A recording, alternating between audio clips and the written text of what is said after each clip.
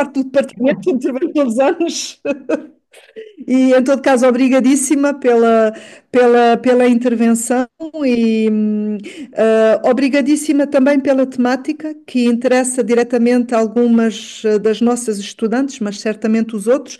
E talvez uma sugestão depois, que quando estiveres a apresentar o trabalho, nós falamos da questão da tua capacidade de leitura, justamente, da assimilação da produção científica, em visto Uhum. da produção das obras, trabalhos universitários, não é? Que tens vindo a publicar.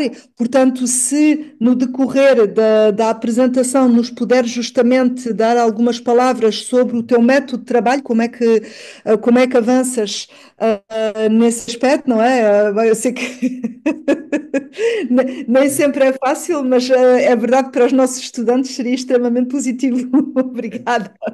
Ok, está bem. Então, queres que eu comece? Sim, quando quiseres. Vou- Quando Agora quiseres. já posso compartilhar, ok? Já devem estar a ver. E agora vou pôr em ecrã cheio, tela E antiga, não obrigada. sei como é que... Assim já está. Agora veem bem, não é? Ernestina, falo cerca de 1 hora, 1 hora e 15, 1 hora e meia. Sim, Ernestina, sim, professor. quanto, Sim, Sim, pode. quanto desculpa tempo? lá. Sim, Sim. o tempo que precisar, João Paulo. Não digam assim, não digam assim. Ok, vou apontar mais ou menos para 1 hora e pico, para tentar, a sessão é até às 4 horas de França, até às 5 horas de França, não é? Sim, Eu sim, vou acabar um bocadinho antes para dar tempo a alguns alunos que queiram fazer alguma pergunta, ou tu, Ernestina, ou a está bem. Mónica, se, ou a Tamara, se quiserem. Muito bem. Ora, Então, obrigada. boa tarde a todos. Peço desculpa por este pequeno atraso, daqui tem a ver com os fusos horários baralhados. E eu tinha proposto à professora Ernestina falar-vos sobre o papel das mulheres no princípio do Império Português. É um tema enfim, que eu gosto de trabalhar, que me fascina pelas mais variadas razões. Temos aqui na capa neste primeiro slide, voltarei a ele no interior, a representação do alto, uma gravura que faz alusão à primeira representação do Alto da Índia, para a Rainha Dona Leonor. A Rainha Dona Leonor estaria a assistir a partir daqui, em Almada, com Lisboa do outro lado do rio, como pano de fundo. O Alto da Índia é a primeira peça literária que tem como tema a expansão portuguesa e o Império Português, e já vamos ver porque é que ela entra nesta consideração. Ora, começando pelo princípio da expansão portuguesa, a expansão portuguesa começou em 1415, quando os portugueses, comandados pelo rei Dom João I, atacaram e conquistaram a cidade de Ceuta.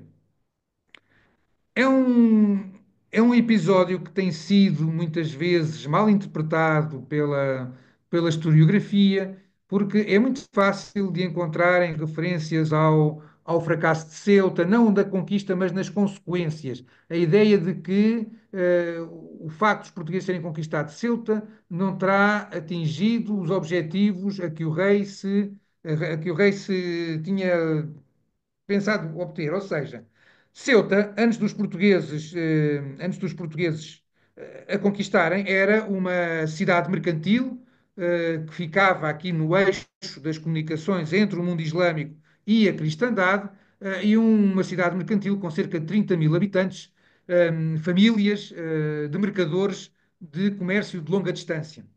Era uma cidade rica.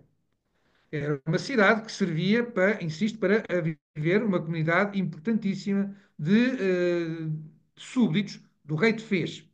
Ora, os portugueses, quando conquistam a cidade, aquilo que está dito nas crónicas, aquilo que é a doutrina que serve de desculpa, no fundo, para apresentar um racional sobre esta expedição militar, é dizer que os portugueses desejavam prolongar a guerra contra os muçulmanos em África e que desejavam conquistar o próprio reino de Fez. Quem conhecer Ceuta, quando forem a Ceuta, perceberão que não faz muito sentido querer conquistar Ceuta a partir de um cabo que está isolado do resto do continente e que está encravado entre o mar e montanhas. E, portanto, a importância de Ceuta para os portugueses teve a ver com a criação, aí, como está aqui explicado no slide, de uma base militar. Portanto, dos 30 mil habitantes que a cidade tinha e de ser um centro de bastante desenvolvido de comércio, a cidade não continuou a ser uma cidade comercial. Era evidente que os muçulmanos que tinham perdido a cidade que não iriam levar as suas riquezas para o porto que os cristãos haviam acabado de lhes roubar. E, portanto, a cidade foi concebida não para fazer comércio com os africanos, mas para atacar os africanos. Atacar os africanos no seu próprio território africano, no Reino de Fez, ou não esquecer que nesta altura o Reino de Granada ainda existia na Península Ibérica e, portanto, que a presença portuguesa instalada aqui representou um sério revés para o mundo muçulmano, porque daqui as armadas de cores portuguesas passaram a atacar a própria navegação que ainda apoiava, a partir de África, o Reino de Granada. Além disso, o Porto de Ceuta, passando a ser cristão, fez com que a navegação cristã que cruzava o Estreito de Gibraltar tivesse agora um novo apoio. E ao ter esse novo apoio, poder circular com mais segurança face à habitual hostilidade e ao corso muçulmano. Além disso, Ceuta tornou-se uma guarda avançada do território português, o que permitiu que no Algarve passassem os pescadores a pescar, quer na costa algarvia, quer mais junto à costa africana, com uma segurança que não tinham antes. E, portanto, insisto, Ceuta tornou-se uma base militar. O que é que isto tem a ver com o nosso tema? Tem a ver que uma base militar não precisa de mulheres, ou precisa apenas de prostitutas e de criadas, mas não era a maior parte dos homens que para lá se deslocaram, não levaram as suas famílias consigo.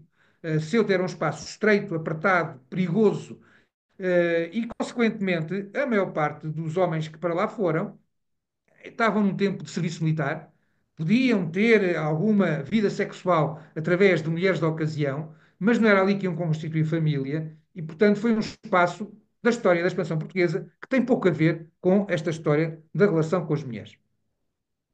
O segundo movimento que os portugueses realizaram na, logo a seguir, a partir dos anos da década de 20 do século XV, foi a ocupação das Ilhas Atlânticas. Primeiro a Ilha da Madeira e a Ilha de Porto Santo, depois as Ilhas dos Açores. Aliás, estamos este ano a celebrar os 600 anos do início do povoamento sistemático das Ilhas da Madeira e de Porto Santo e vamos celebrar no próximo ano, daqui a 2 anos, em 2027, vamos celebrar a localização definitiva do arquipélago dos Açores. E com isso, no fundo, praticamente a fixação do território português como ele é hoje. Ora, ao contrário do que aconteceu em Ceuta, no caso das Ilhas Atlânticas, então sim, o que sucedeu foi um movimento de famílias.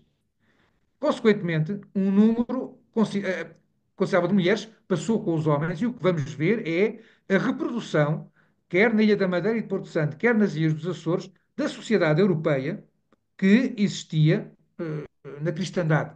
E falo da cristandade porque, se no caso da Ilha da Madeira a ocupação ainda foi predominantemente por famílias portuguesas, o mesmo se passou na Ilha de São Miguel e de Santa Maria dos Açores, mas nas ilhas do Grupo Central dos Açores, a Ilha Terceira, a Ilha de São Jorge, a Ilha do Faial, a Ilha do Pico, e a Ilha Graciosa, nestas ilhas juntaram-se a portugueses um número significativo de flamengos.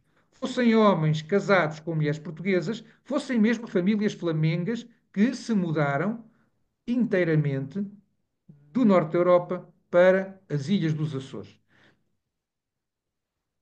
Neste caso, portanto, temos as famílias completas e o que nós temos é as mulheres a par dos homens. Eu chamo a atenção, por exemplo, aqui numa das várias séries filatélicas que têm saído alusivas a esse início do povoamento da Madeira. Como vos disse, neste ano 2025 assinalamos o início do povoamento sistemático dessas ilhas, mas a sua integração formal na coroa portuguesa tinha ocorrido uns 5, 6 anos antes. Estes selos, por exemplo, são selos de 2019 que evocam os 600 anos da descoberta entre aspas, descoberta que as ilhas já eram conhecidas, mas da oficialização do interesse da coroa de Portugal por esse território. E como veem, mesmo nestes selos, o que têm é um selo que evoca só um homem, como um selo que evoca só a mulher, e depois supomos que aqui é um casal, seja como for, é evidente que o papel das mulheres na povoamento das ilhas foi significativo e entendamos, também não tem, embora seja indiscutível, não tem nada de diferenciado, porque uma coisa importante de reter, e é isso que eu insisto muito junto dos meus alunos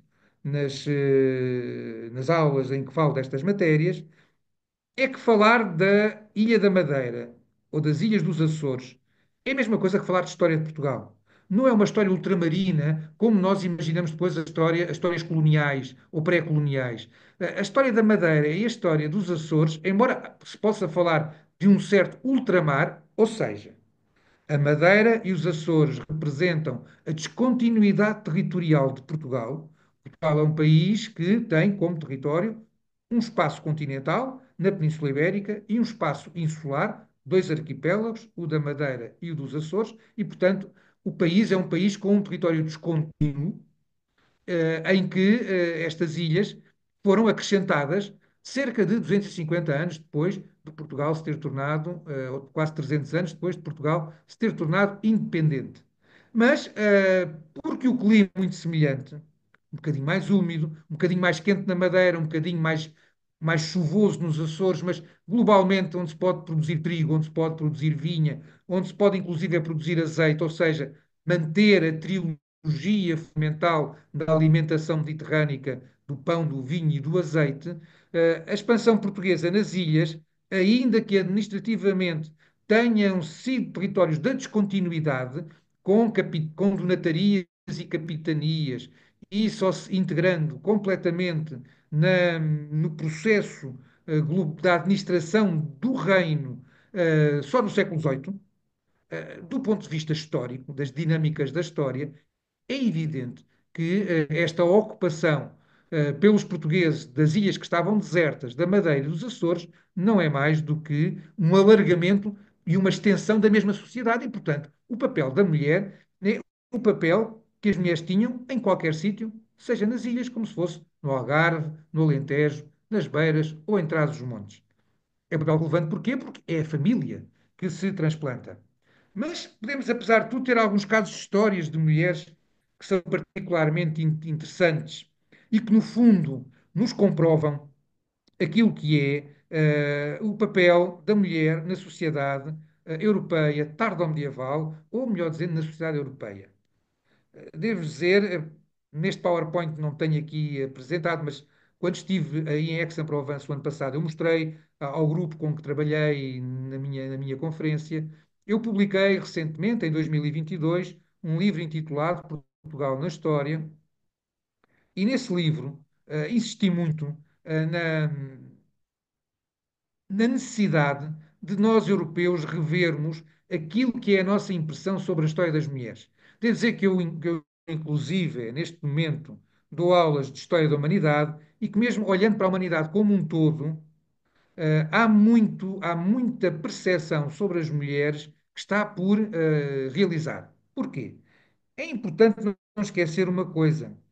Quem escreveu a história, praticamente até o século XX, foram homens. E dentro dos homens, uma percentagem muito elevada até o século XIX eram clérigos. Portanto, com uma dupla misoginia na maneira como olham para a sociedade, ou machismo, se preferirem. Ou seja, como homens sempre muito ligados à imagem de fachada de que o poder é dominado pelos homens, e depois, ainda mais, os clérigos com a ideia de que as mulheres são fonte de tentação, são fonte de pecado, e, portanto, com um olhar ainda mais, com ainda um olhar mais arrogante, por assim dizer, ou mais desinteressante sobre as mulheres. Dou-vos só um exemplo para não ir muito longe, antes de continuar a minha apresentação sobre as ilhas, para dar-vos dois exemplos de como a história das mulheres é ignorada muitas vezes de uma maneira estranha. O nosso primeiro rei, Dom Afonso Henriques, no século XII, tomou o poder em 1128, quando tinha 19 anos.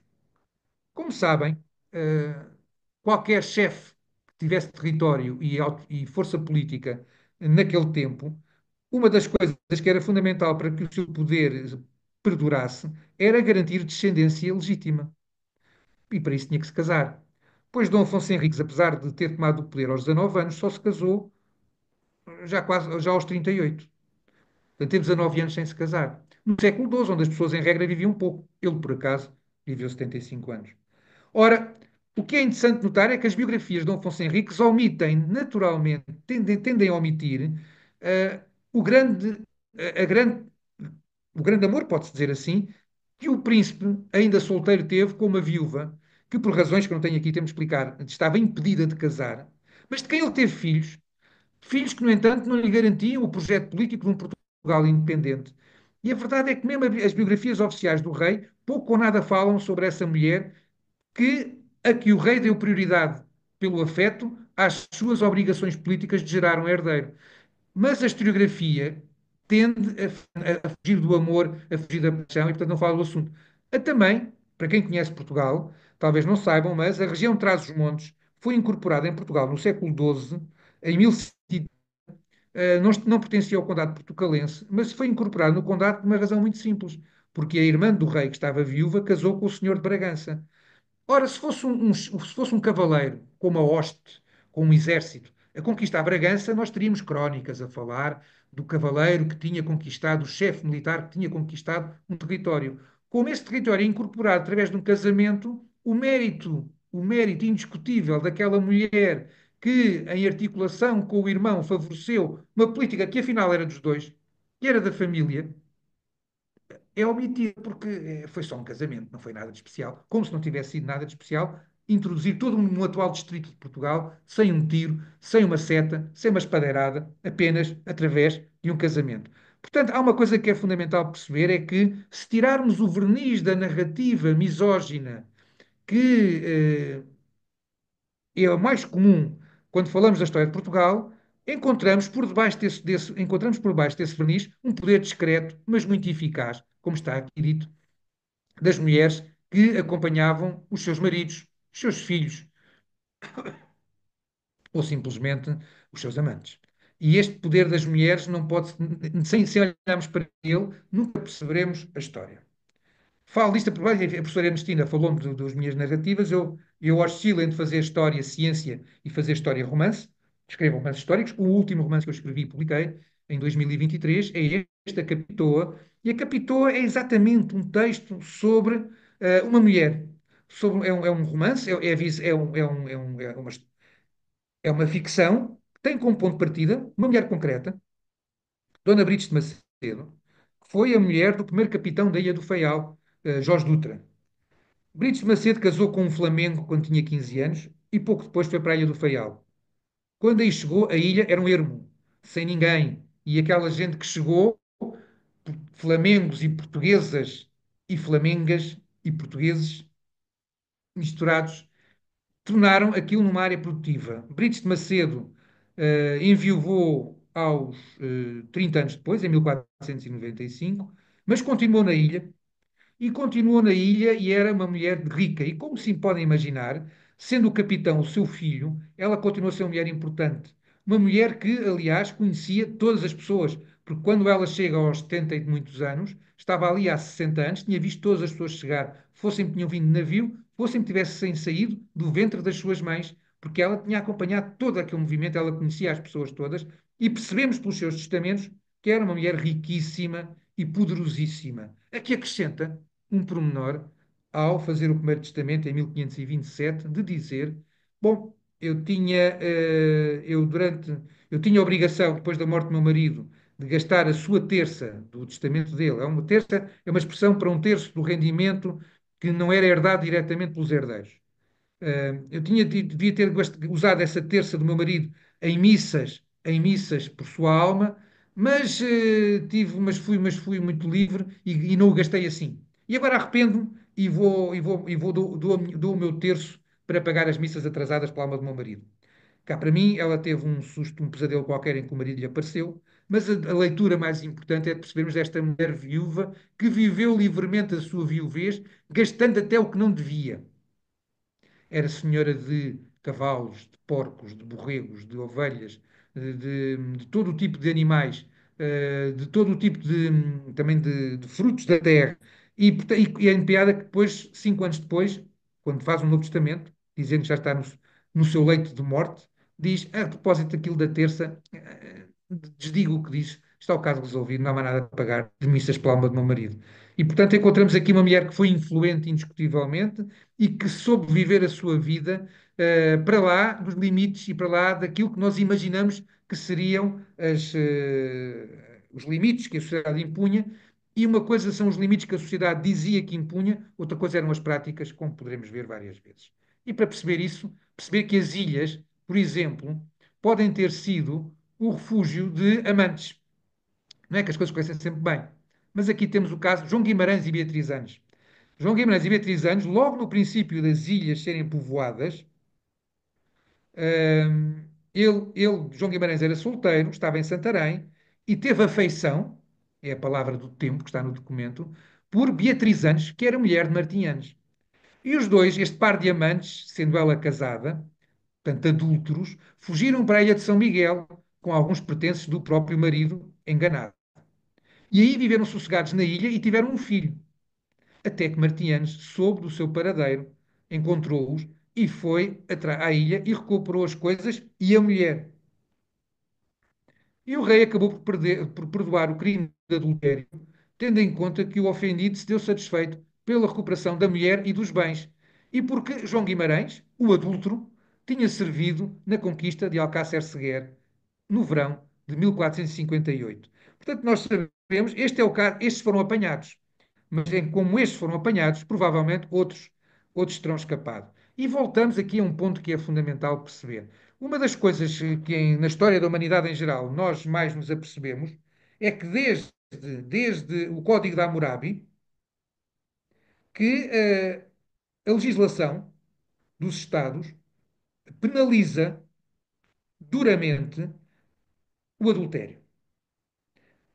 E podemos perguntar, bom, aqui está uma repressão. Claro que é uma repressão.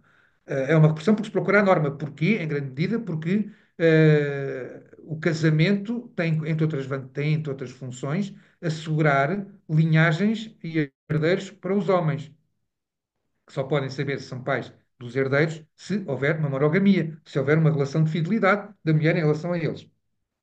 Mas as mulheres tinham o espírito mais livre do que se pode imaginar, e se nós temos, desde há 4.000 anos, leis repetidamente a penalizarem o adultério, quer dizer que o adultério se pratica muito, ao ponto de justificar leis, e leis rigorosas, que se repetem, que voltam à carga. E temos aqui o exemplo, sim, eram precisas as leis, porque as mulheres, se houve muitas mulheres que se conformaram com destinos mais ou menos encomendados, já vamos ver um, há outras que lutaram pelo seu destino. E se esta Beatriz Annes não conseguiu manter a sua vida plena com o homem de quem tinha afinal gostado, independentemente de como é que tinha começado a relação com o seu marido, a verdade é que o tentou. Podemos acreditar que esses anos em que ela fugiu, fugiu porque quis, fugiu porque estava apaixonada e até teve uma filha dessa relação, um filho dessa relação, e portanto temos aqui uma mulher a viver em liberdade, mesmo que durante algum tempo só, mas podemos acreditar que por esta que foi caçada, outras conseguiram encontrar nas ilhas um refúgio que permitia terem uma vida mais feliz do que aquela que parecia que era o seu destino. O que é que aconteceu depois? A esta Beatriz Annes, quando voltou para a casa do seu marido, já não vale a pena saber, porque a documentação também não nos diz. Mas temos esta referência fundamental a uma liberdade de espírito, que é fundamental nós termos presente.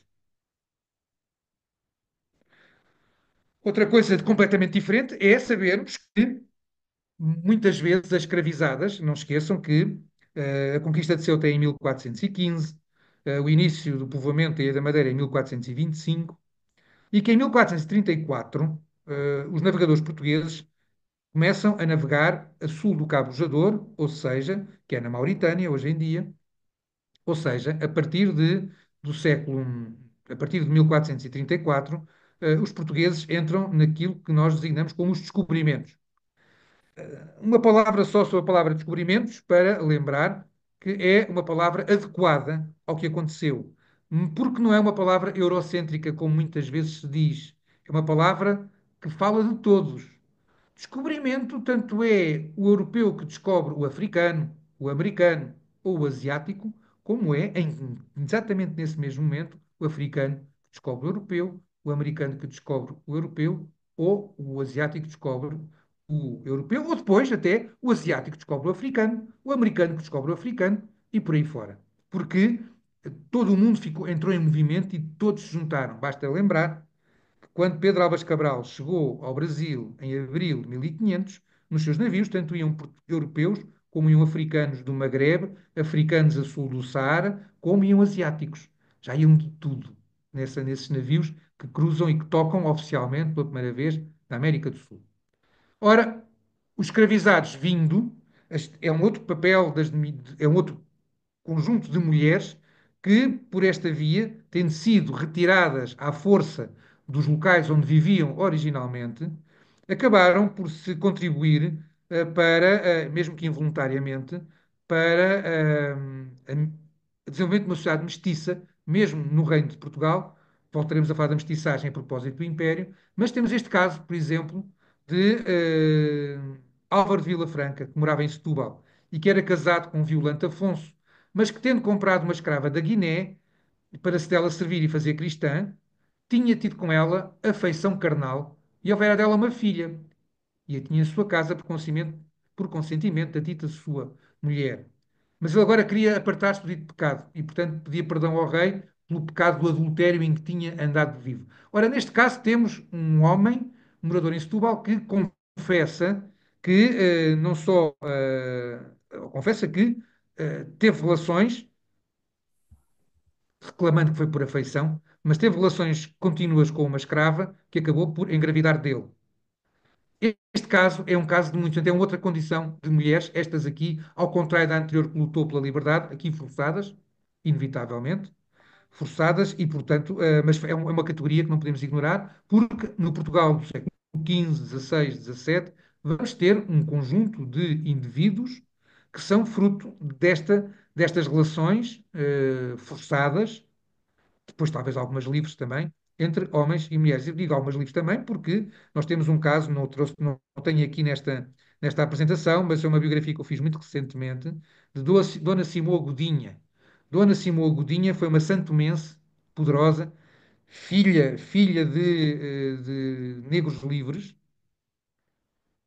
que casou com um escudeiro português e que morreu em Lisboa como uma das mulheres mais ricas da cidade.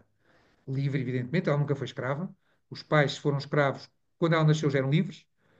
Tinham fazendas em São Tomé que ela herdou do pai, herdou da mãe, e depois juntou-se com o marido, que era um escudeiro português, que chegou a ser capitão da Ilha de Annobon, mas depois acabaram por vir para o reino, onde fizeram uma capela esplendorosa na Igreja da Misericórdia, em Lisboa, e Dona Simua Godinha, lá está, era uma negra de São Tomé, casada com um branco de Lisboa, que depois enviuvou e ficou em Lisboa, onde tinha um cenáculo, onde tinha umas excelentes relações com os jesuítas, com a Misericórdia, e que deixou em testamento que tinha escravos, que eram traficantes de escravos e de açúcar, e que deixou em testamento a libertação de quase todos os seus escravos, mas a continuação de um conjunto de músicos escravizados, de origem são tomense, que deviam tocar na sua capela todos os dias, e quando algum falecesse, devia ser trocado por outro. E esses não eram para ser libertados.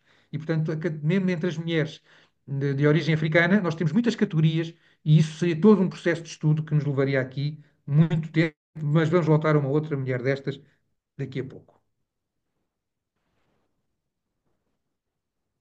As navegações portuguesas do século XV podem ter gerado também algumas circunstâncias mais difíceis, como é o caso desta história complexa de Inês Pires, filha de Pero Vasques e de Catarina Gonçalves.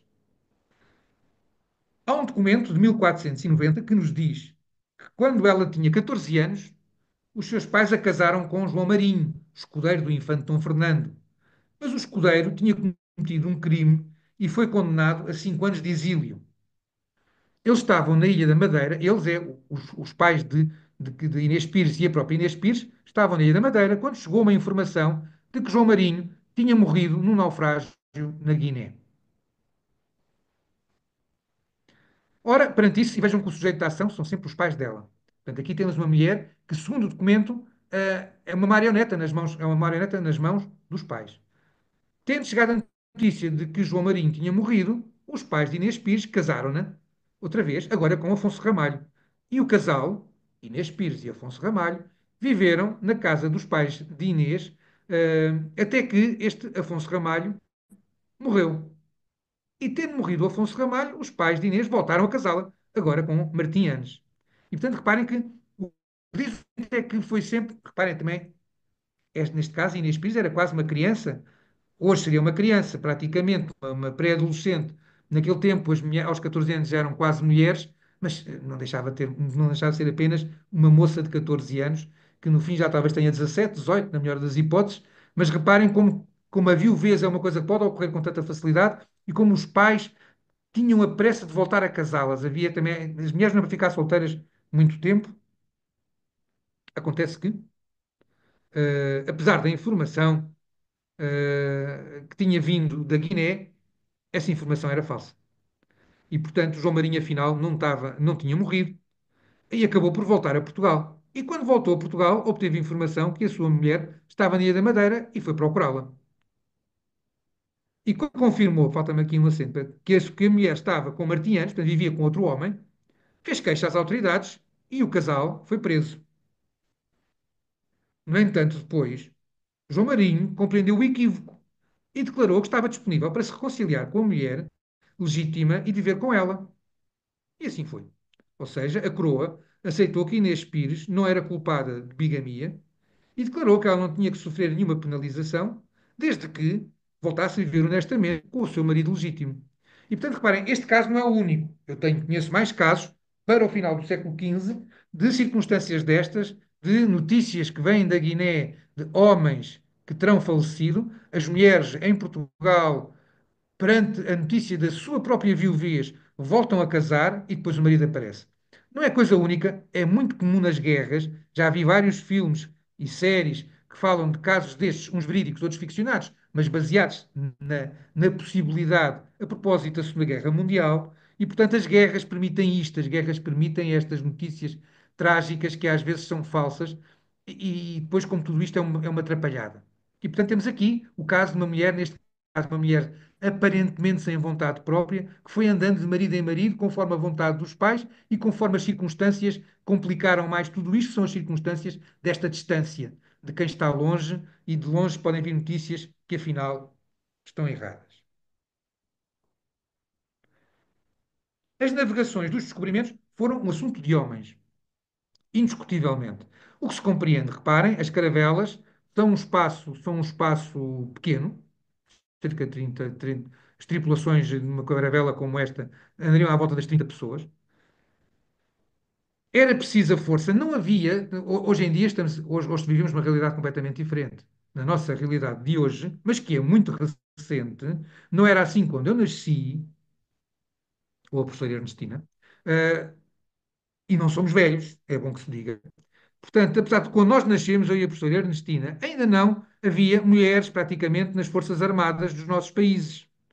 Ainda não havia mulheres nos corpos de bombeiros, a não ser para transportar doentes nas ambulâncias ou para fazer de enfermeiras. Na maior parte dos casos, nas tripulações de navios também não era muito fácil encontrar mulheres. E, portanto, se na metade do século XX ainda era raro, e foi no final do século XX, tudo isto mudou, e vemos um filme como o G.I. Jane, que vai ser o princípio de chamar a atenção de que as mulheres também querem ser Marines, isso mostra como é compreensível que no século XV estas tripulações fossem só de homens. Ora, ao longo do século XV, a expansão portuguesa teve três características diferentes. Guerra em Marrocos, não é para mulheres. Colonização, povoamento das ilhas, é com as mulheres, evidentemente, é com as famílias. E, finalmente, a exploração comercial da linha da costa ocidental africana e a exploração geográfica do Oceano Atlântico. Durante o século XV, os portugueses não criaram colónias em África. Não criaram, não porque não tivessem vontade, mas porque não tinham capacidade. E não tinham capacidade, sobretudo, porque não tinham condições sanitárias, ou seja, os portugueses facilmente eram infectados por mosquitos com a malária e morriam muito rapidamente quando estavam em África. Limitaram-se, por isso, a ocupar os arquipélagos de Cabo Verde e de São Tomé e Príncipe, onde, apesar de também serem doentios para um europeu, eram muito menos do que o território continental africano. E é importante perceber que ao longo do século XV, os portugueses não colonizaram a África, como nem no século XVI, limitaram-se a comerciar nos locais da costa onde as populações estavam interessadas em comerciar com eles.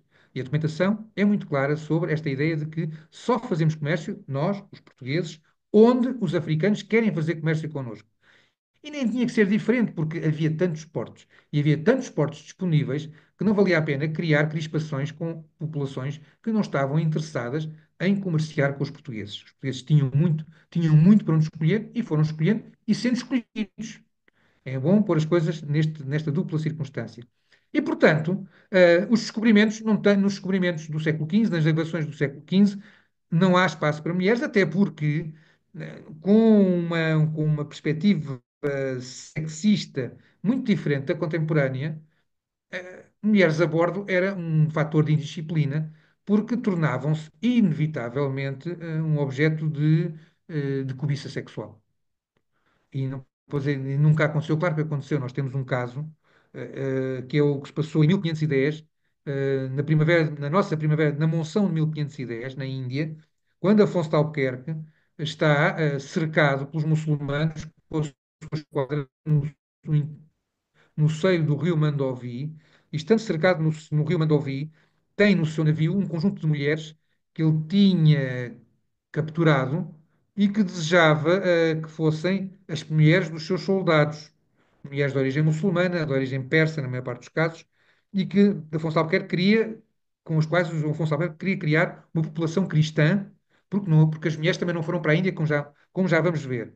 E sabemos que, apesar de estarem cercados, que boa parte dos fidalgos portugueses que estavam nos outros navios, de noite iam sorrateiramente para esse navio para terem relações sexuais com essas mulheres que estavam no porão, ou que estavam nas cabines dos navios da Albuquerque. Isto diz-nos duas coisas.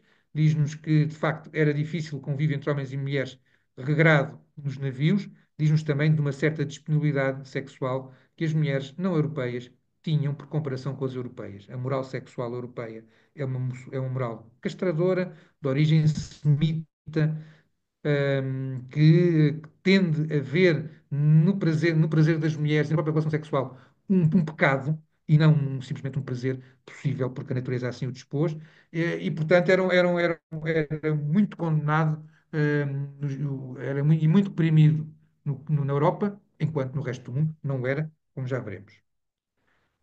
A única posição militar que os portugueses tiveram, e que está aqui representada nesta gravura, que os portugueses tiveram no século XV em África, ou duas, uma foi Arguins, foram duas fortalezas em zonas do Ouro.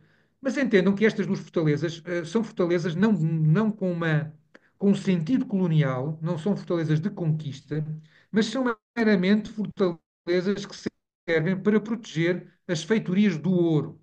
A da São Jorge da Mina, que é a que está representada nesta gravura, é de facto uma fortaleza que encerrava dentro de si a feitoria do comércio foi um comércio brutal que os portugueses tiveram, sobretudo entre 1500, 1470 e 1550. A quantidade de ouro que chegou, que jorrou literalmente em Portugal, vinda da Costa da Guiné, eh, para um país que tinha então só 1 milhão de habitantes e que tinha infraestruturas bem menores que aquelas que serão as do século XVIII, talvez tenha tido um impacto maior na economia portuguesa o ouro da mina no século XV e XVI do que o ouro do Brasil no século XVIII. Porque este ouro que faz os Jerónimos, é este ouro que é a riqueza de Dom Manuel I, não é as especiarias que tinham muitos custos, davam muito lucro, mas tinham muitos custos de investimento. O ouro quase não tem custos de investimento e dá um lucro espetacular. Ora, para proteger da concorrência europeia e não das centenas de milhares de africanos que estavam ali à volta. Este comércio, o rei Dom João II criou uma fortaleza com uma guarnição que tinha 60 pessoas, 56 homens e 4 mulheres para todo o serviço. E, portanto, estas 4 mulheres eram todas condenadas, mulheres que, em vez de serem enforcadas pelos seus crimes ou presas duradouramente, eram condenadas a uma morte mais lenta, que era o de irem com o risco da malária, como todos os homens também, e o de estarem ao serviço, para todo o serviço daqueles 56 homens. Normalmente o capitão guardava uma só para ele e as outras estavam ali para o que desse e viesse, eram prostituídas inevitavelmente por todos aqueles homens, ou por uma parte deles, e era um suplício. Portanto, mas reparem que nem há tentativa aqui de criar uma colónia. Portanto, estas mulheres não são enviadas para lá para serem esposas de ninguém. Vão para lá para estarem ao serviço, teoricamente, oficialmente são lavadeiras, são criadas e depois são prostituídas também por aqueles homens que, em alternativa, também tinham relações com as mulheres negras que ali estavam em redor. Entre 1498 e 1500, o horizonte dos mapas e do mundo que a coroa de Portugal e que os europeus pela coroa de Portugal veem, alargou-se extraordinariamente com a chegada de Vasco da Gama à Índia e a chegada de Pedro Álvares Cabral e dos seus homens à costa do atual Brasil. E, portanto, houve uma mudança. Tendo havido essa mudança, voltamos então ao texto que vos falei, o Alto da Índia. O Alto da Índia é um texto de Gil Vicente. Gil Vicente foi o introdutor do teatro em Portugal. E o primeiro texto teatral de Gil Vicente foi representado em 1502, chama-se O Monólogo do Vaqueiro, e foi apresentado à Rainha Dona Maria quando ela deu à luz o Príncipe Dom João, futuro rei Dom João III, e depois começou a produzir, e foi até morrer durante 30 anos, Gil Vicente produziu textos. Em 1509 apresentou este Alto da Índia. Ora, o texto do Alto da Índia é a primeira peça literária, a primeira peça ficcionada sobre a expansão, sobre os descobrimentos, sobre a expansão, sobre o Império. Alto da Índia, que é apresentado em Almada, à vista de Lisboa, numa altura em que os portugueses estavam deslumbrados pelas vitórias consecutivas que obtinham no Oceano Índico, coisa que nunca nenhuma potência europeia de facto tinha obtido, nem gregos nem romanos, como os portugueses diziam na altura, e o que era verdade. Alexandre tinha avançado até ao Indo por terra e não tinha passado do rio Indo, e os Césares nunca tinham chegado à Índia. E os portugueses estavam agora para lá do Indo a ganhar batalhas consecutivas contra os muçulmanos e a começar a ter fortalezas, primeiro em territórios aliados, depois em conquistas, como é o caso de Goa e o caso de Malaca. Ora, nesta euforia, um Alto da Índia, expectavelmente, seria um texto sobre a bravura, sobre a epopeia, sobre estes feitos que os portugueses proclamavam até à Europa. O rei Dom Manuel I, por mais de uma vez, envia cartas às principais cortes europeias, dando conta das conquistas dos seus capitães no Oceano Índico. Pois o texto que Gil Vicente apresenta, escreve, e a peça, o auto, que é apresentado à rainha Dona Leonor, irmã do rei, é um auto sobre a mulher que fica e não sobre o homem que foi. E isto dá-nos uma dimensão normalmente ignorada pela historiografia, como foi ignorada pela cronística, mas não pela literatura, desta outra dimensão da expansão portuguesa que é fundamental, que é a expansão portuguesa gerou no próprio país uma circunstância de valorização da mulher.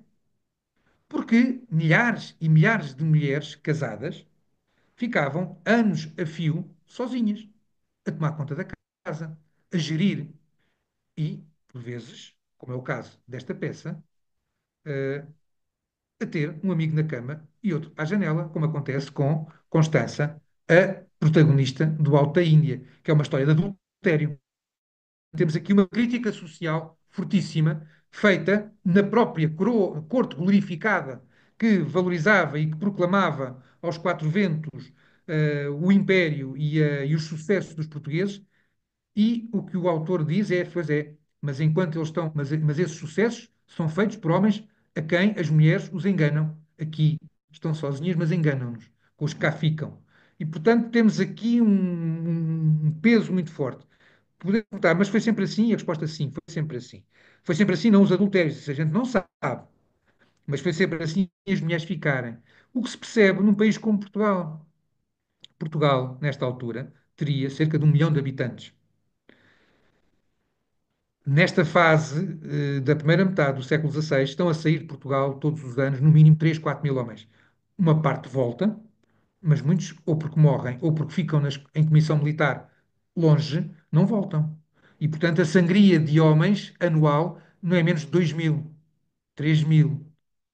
E, portanto, é muita gente a sair que não volta. Consequentemente, se também tivessem sido as mulheres, o país despovoava-se totalmente.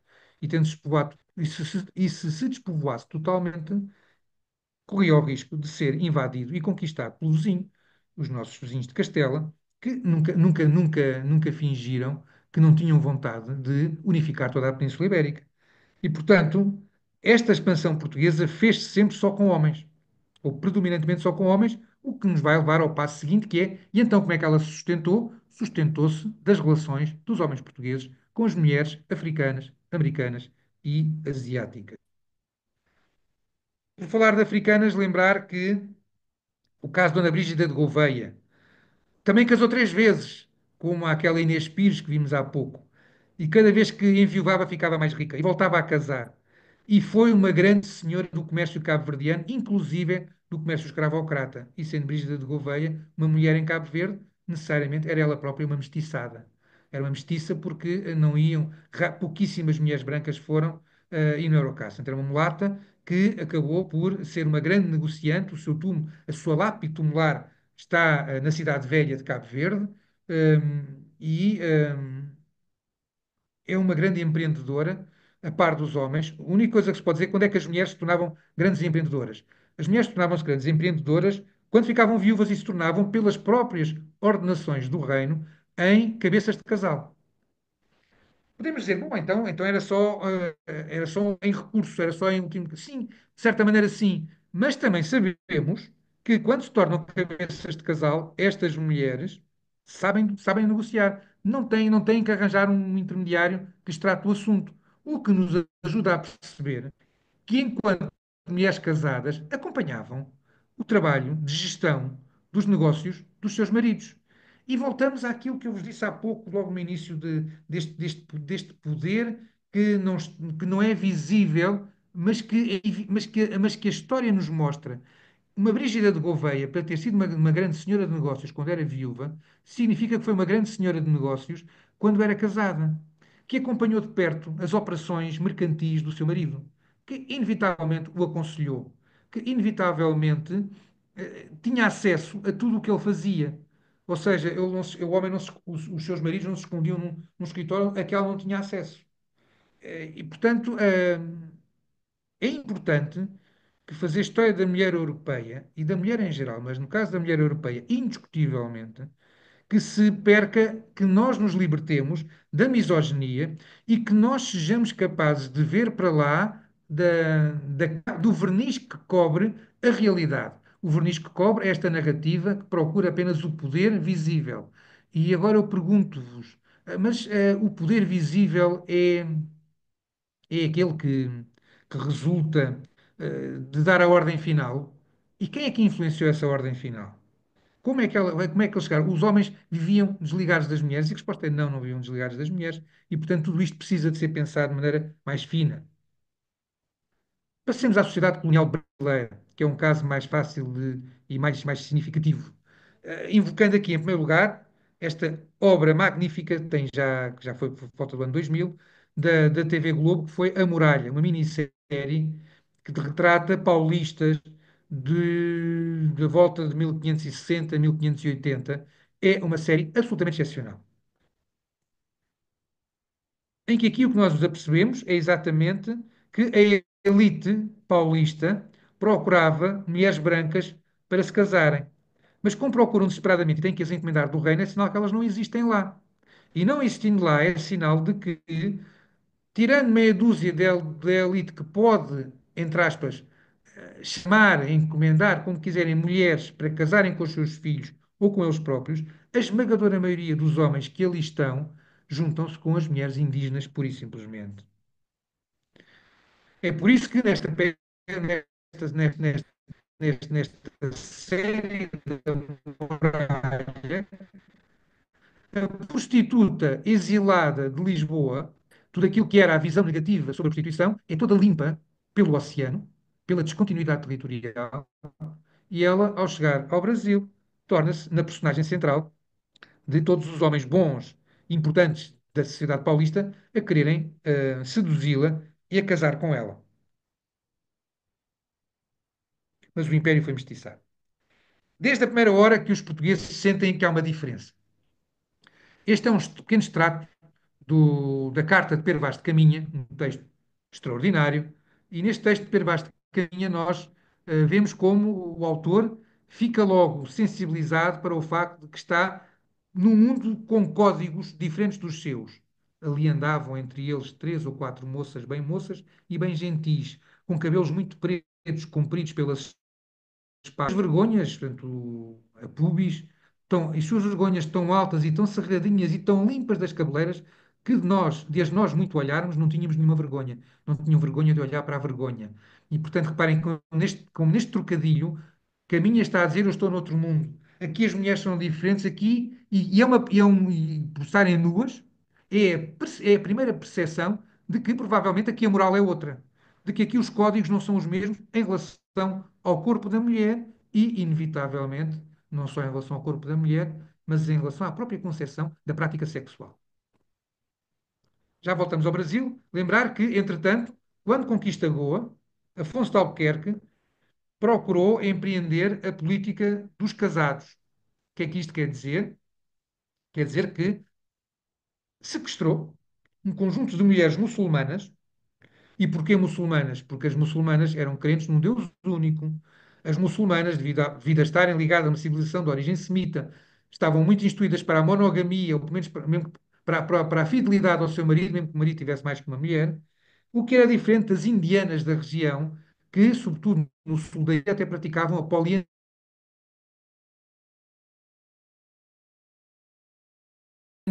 ou seja, como parceiro oficial, e terem práticas sexuais que até surpreendiam os portugueses, fez com que Afonso de Albuquerque tenha preferido obter, captar mulheres muçulmanas e fazer delas mulheres dos seus soldados. E é isto que ele diz aqui. E porque Vossa Alteza seja sabedor da verdade, a pessoas dei ajuda de vossa fazenda para forrarem outras pessoas que as tinham e casarem com elas, portanto, até libertou escravas. Passou isto, Senhor, assim na verdade, como vos escrevo, porque eu nunca tive devoção de casar homens com estas mulheres malabares, porque são negras e mulheres corruptas em seu viver e seus costumes. E as mulheres que foram mouras são alvas e castas e traídas em suas casas e em seu modo de viver, como os mouros desta terra têm por costume. Portanto, são mulheres sujeitas a uma lógica misógina, patriarcal da sociedade. E as mulheres de Brahmanes e filhas deles também são castas e de bom viver e são alvas e de boa presença. Assim, Senhor, em qualquer parte onde se tomava mulher branca, não se vendia nem se resgatava, todas se davam homens de bem, queriam casar com elas. Há aqui, evidentemente, como se percebe também no caso do Brasil, uma elite social que tem uma atitude racista também, obviamente, ou etnocêntrica, para ser mais adequado, não aos termos de hoje, mas à lógica daquele tempo, e que procura garantir que a continuidade se faz, a continuidade geracional se faz com pessoas, com descendentes mais parecidos connosco próprios. De qualquer maneira, há uma coisa aqui que é a realidade. Afonso de Albuquerque não tem mulheres. Não tem mulheres portuguesas. As mulheres portuguesas estão em Portugal, como o Alto da Índia diz. E precisa, e precisa de fixar os seus homens e precisa de ter um conjunto, uma sociedade que viva por si própria. E para isso precisa de mulheres. E vai, portanto, obter estas mulheres através da guerra, mas vai obter estas mulheres que se vão tornar esposas dos seus soldados. Isto significa que daqui a 20, 30 anos, os adultos jovens de Goa já são pessoas com um pai português e uma mãe asiática. E, portanto, com três avós com os avós já também de origem asiática. E, portanto, vamos começar a ter gente. O que é que vai acontecer aos filhos destas mulheres? Os filhos destas mulheres são educados por quem? Pelas mães. E, portanto, ainda que falem o português, a língua portuguesa do pai, ainda que sejam católicos, como era o pai, e depois a mãe acaba por ser também mais ou menos. A verdade é que vão falar com canim, vão falar persa, vão falar a língua da mãe, vão conhecer as divindades a que a mãe orava antes de se casar com o português. São homens que, trocando o fato, podem introduzir até os interesses de Portugal discretamente, de uma maneira completamente diferente do que se fossem somente europeus. E, portanto, o papel destas mulheres, que vai acontecer na Índia, vai acontecer por todo o mundo, desde o Brasil até o Japão, é o papel de serem as mães das segundas, terceiras e quartas gerações de portugueses. Gerações que já não são europeias, mas euro qualquer coisa, asiáticas, africanas, americanas, e que, portanto, criam mestiços biológicos, mestiços culturais, ou, dito de uma outra maneira, até gente que é de dupla civilização, porque tanto podem funcionar como portugueses, como podem funcionar como indígenas, seja de onde forem. Aqui lembrar realmente este impacto. Tomé Pires, um dos portugueses, mas portugueses, escreve sobre a Índia, que nos diz que na terra do Malabar, no ajuntamento seu, têm por costume que a fêmea tem os olhos na cama e o macho no telhado. Isto geralmente entre grandes e pequenos. E o mais tem por estranho e alheio de suas condições, e a alguns portugueses tornados na terra não lhes parece feio. Portanto, quando nós vemos filmes europeus sobre a Idade Média, em que homens e mulheres rebolam pela cama fora, parece que fosse bem assim, segundo o Tomé Pires. Eram coisas mais fixas e quando eles chegam a outros lados ficam admirados por haver uma liberdade de movimentos que, pelos vistos, na Europa não havia, ou pelo menos o Tomé Pires nunca tinha experimentado. E, portanto, isto remete-nos para uma outra coisa, que é a Goa, esta Goa mestiçada, esta Goa de todas as origens, mas voltando ao Brasil, temos este império mestiçado porque é nas mulheres da terra que assenta o sucesso dos portugueses. E comecemos com Catarina Paraguaçu, uma tupinambá, que, à boa maneira da história mais célebre por causa da Disney, de Pocahontas, mas esta mais verdadeira, impediu que Carumuru, um português, fosse alvo da morte ritual dos tupinambás. Porque se interessou por ele, se apaixonou. Na verdade, ela depois, à sua maneira, foi-lhe fiel, mas à sua maneira, na sua maneira de entender o sexo. Diferente da maneira europeia, porque depois de estar com ele, também levou a irmã para a mesma rede e viveram todos juntos. E, portanto, para ela, que este homem que ela tinha escolhido para si tivesse as mulheres do tribo, não era um problema para ela. A sexualidade do mundo não é a sexualidade da Europa, nem é a sexualidade do século XX. E Catarina Paraguaçu é um exemplo disso. Acontece que, por esta via, quando depois, este homem instala-se ali nos anos 10, 20 do século XVI, quando os portugueses criam finalmente as capitanias natarias, Carumuru já estava, já, com esta sua Catarina, bem entranhado na terra. É ele que vai ajudar a que depois os portugueses se instalem, que outros portugueses se casem com índias e que por essa via cresça uma familiaridade biológica verdadeira entre portugueses e indígenas que vai levar a que, e que é a chave para percebermos o Brasil dos séculos XVI, XVII e princípios do século XVIII. Já voltarei ao assunto. Vejam, este quadro lembra o que é o princípio da cidade de São Paulo, em que os portugueses, depois de criarem a cidade, foram logo atacados por parte das populações em redor. E porquê é que sobreviveram? Não porque eles fossem muitos, não por causa das suas armas de fogo, apesar de estar aqui uma representada, mas porque os portugueses só se instalaram no Planalto Paulista porque havia grupos indígenas convertidos ao cristianismo que os queriam lá. E que, querendo-os lá com a religião e com as armas dos portugueses, queriam desta maneira ficar mais fortes no combate contra os seus vizinhos e inimigos de sempre. E ganharam. Os indígenas que se ligaram aos portugueses ganharam, porque se juntaram a eles. E, passadas umas 2 gerações, a maior parte desta gente já está cruzada. Mas estando cruzada tem uma outra coisa que nós sabemos que aconteceu, quer no século XVI, quer no século XVII, quer na primeira metade do século XVIII, por todo o Brasil. É que a língua da rua é o tupi, aquilo que os portugueses dizem língua geral. E se é a língua geral é precisamente porque essa é que é a língua que esta gente que nasce no Brasil fala, apesar da comunicação oficial circular em português. E isto mostra-nos precisamente o papel das mulheres. Porque, uma vez mais, sobretudo em relação aos homens europeus que se juntam a mulheres indígenas, é este papel das mulheres essencial para sustentar. As mulheres são o cimento do império. Porque, mesmo para o Brasil, os cálculos que nós temos é que, enquanto os holandeses, por cada 100 mulheres, iam para a América 85, que os ingleses, por cada 100 mulheres que iam para a América, por cada 100 homens que iam para a América, iam 65 mulheres, e por cada 100 homens holandeses iam 85 mulheres, que no caso dos espanhóis, por cada 100 homens ainda iriam umas 30 mulheres, mas que no caso dos portugueses, por cada 100 homens iriam só 5 mulheres.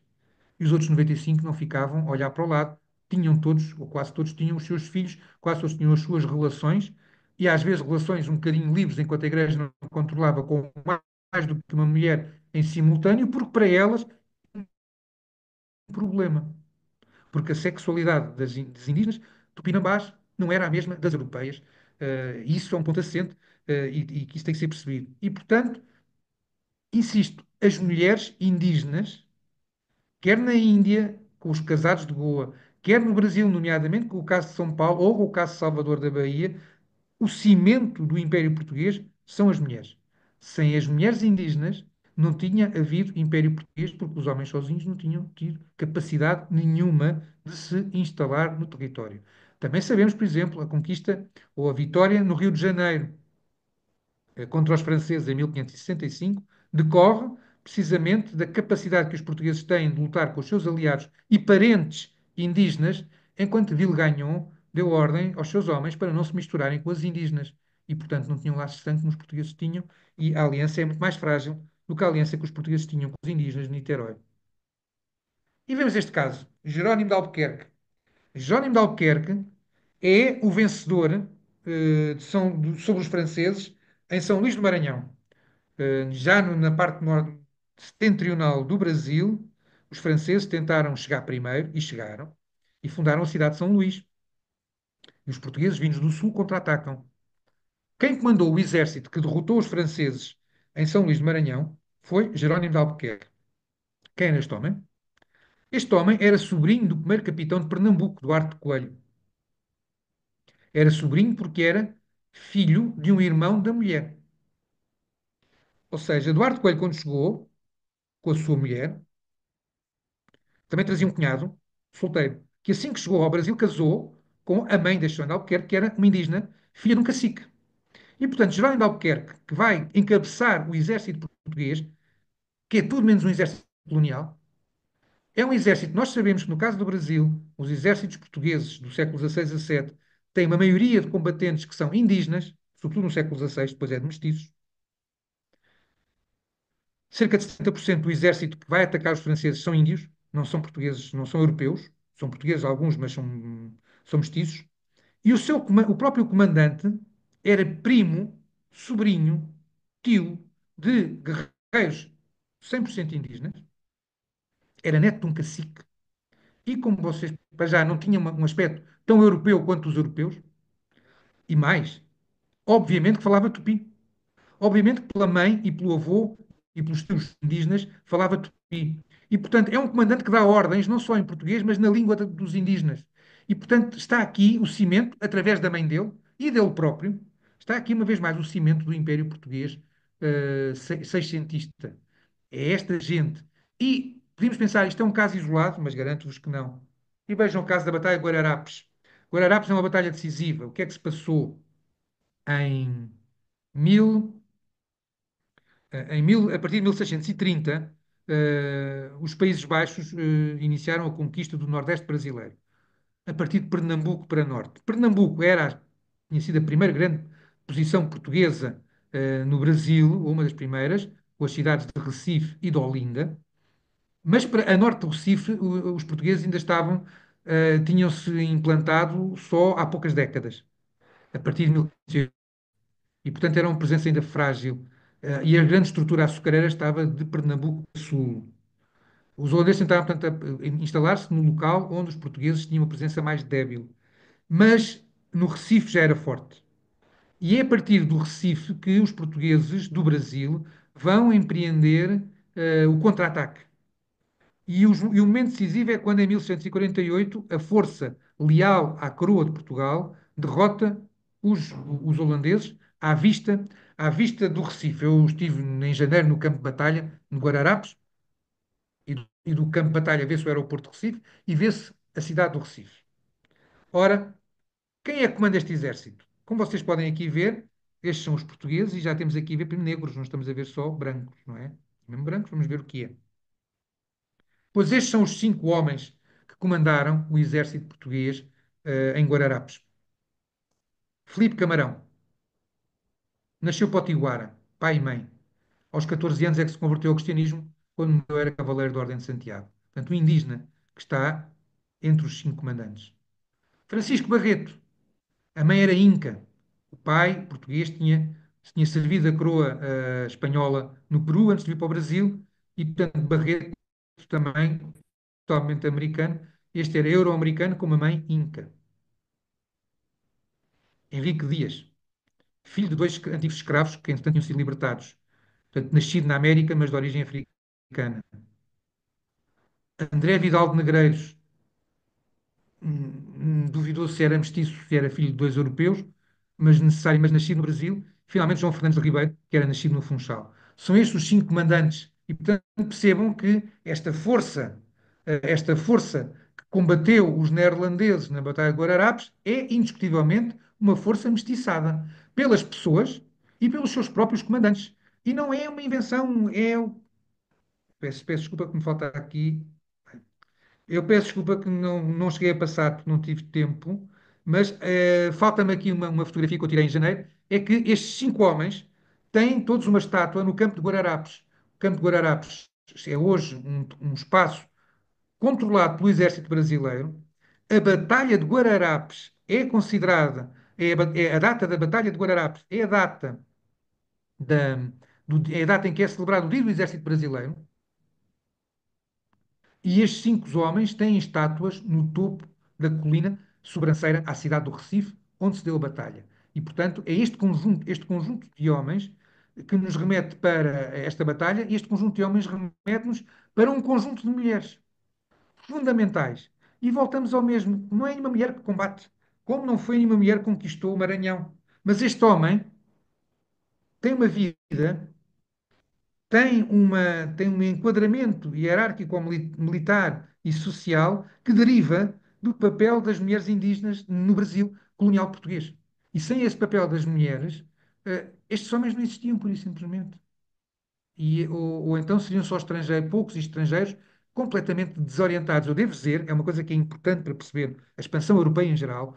Eu não conheço nenhum caso de um conflito e de uma ocupação, de uma vitória militar europeia nos séculos XVI, XVII ou XVIII, seja na América, seja em África, seja na Ásia, que tenha decorrido apenas de uma manifestação de força exclusiva dos europeus.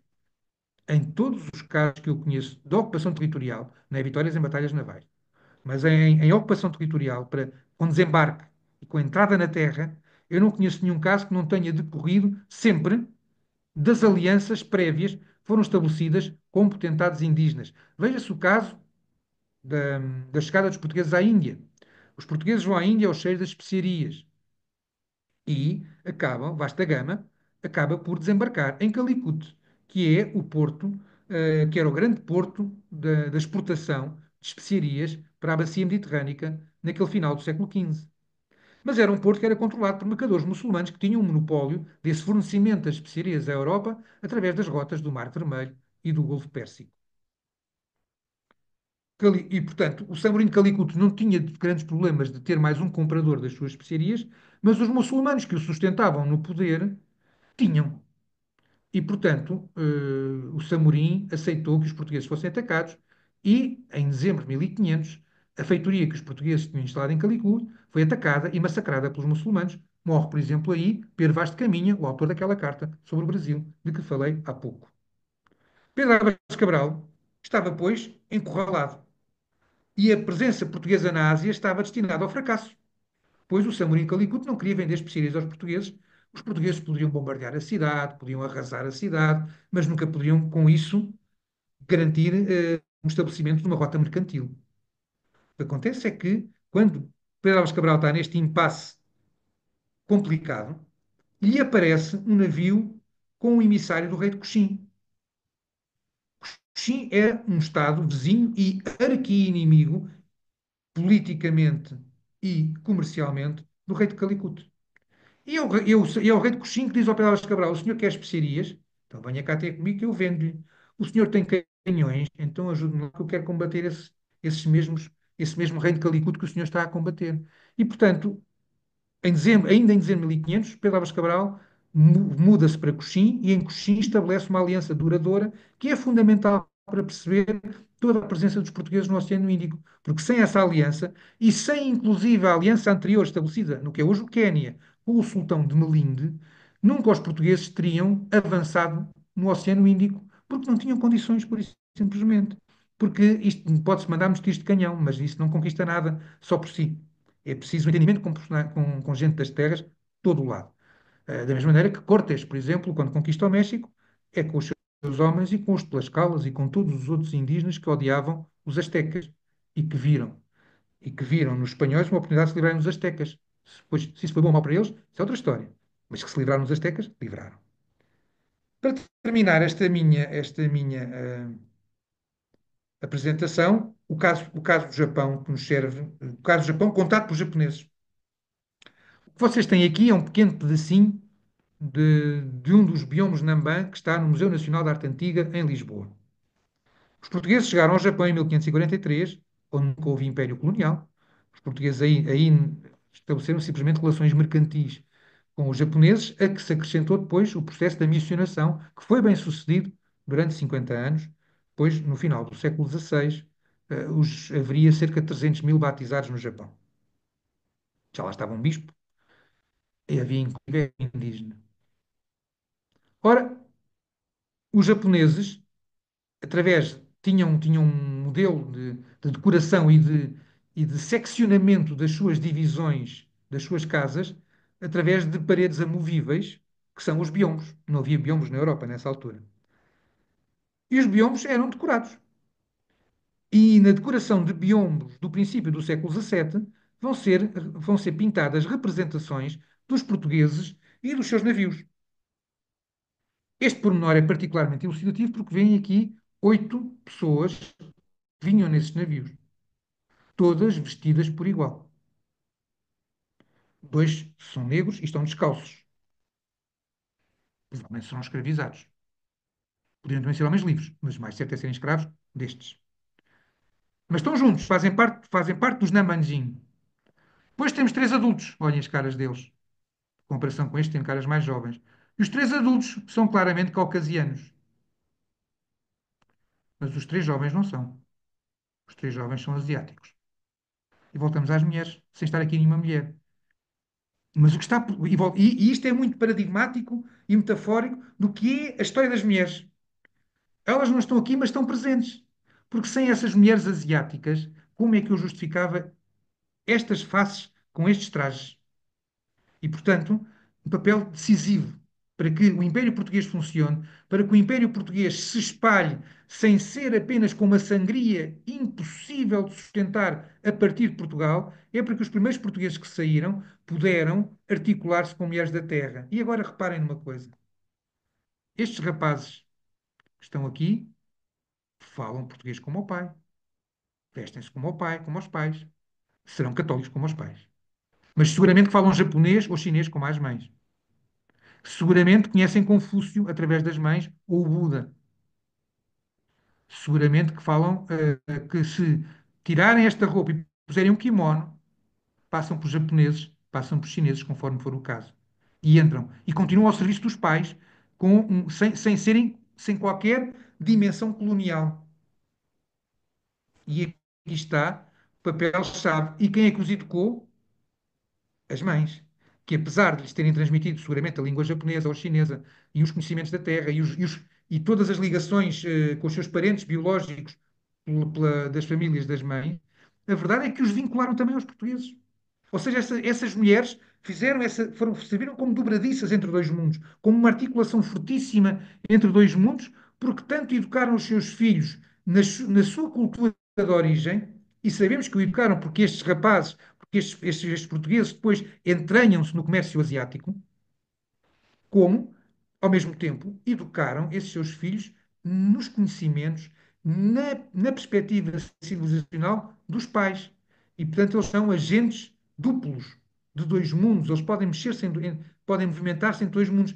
No caso do Japão, isto está fotografado, por assim dizer, nos biomas Namban, mas passava-se o mesmo em Malaca, passava-se o mesmo em Macau, passava-se o mesmo em Goa e em outras partes da Índia, que era esta articulação e é esta dimensão de que ser português não é necessariamente ter uma face como a minha e como a destes 3 homens que estão aqui retratados por um pintor japonês. Ser português pode ser também isto, como ser português era também isto.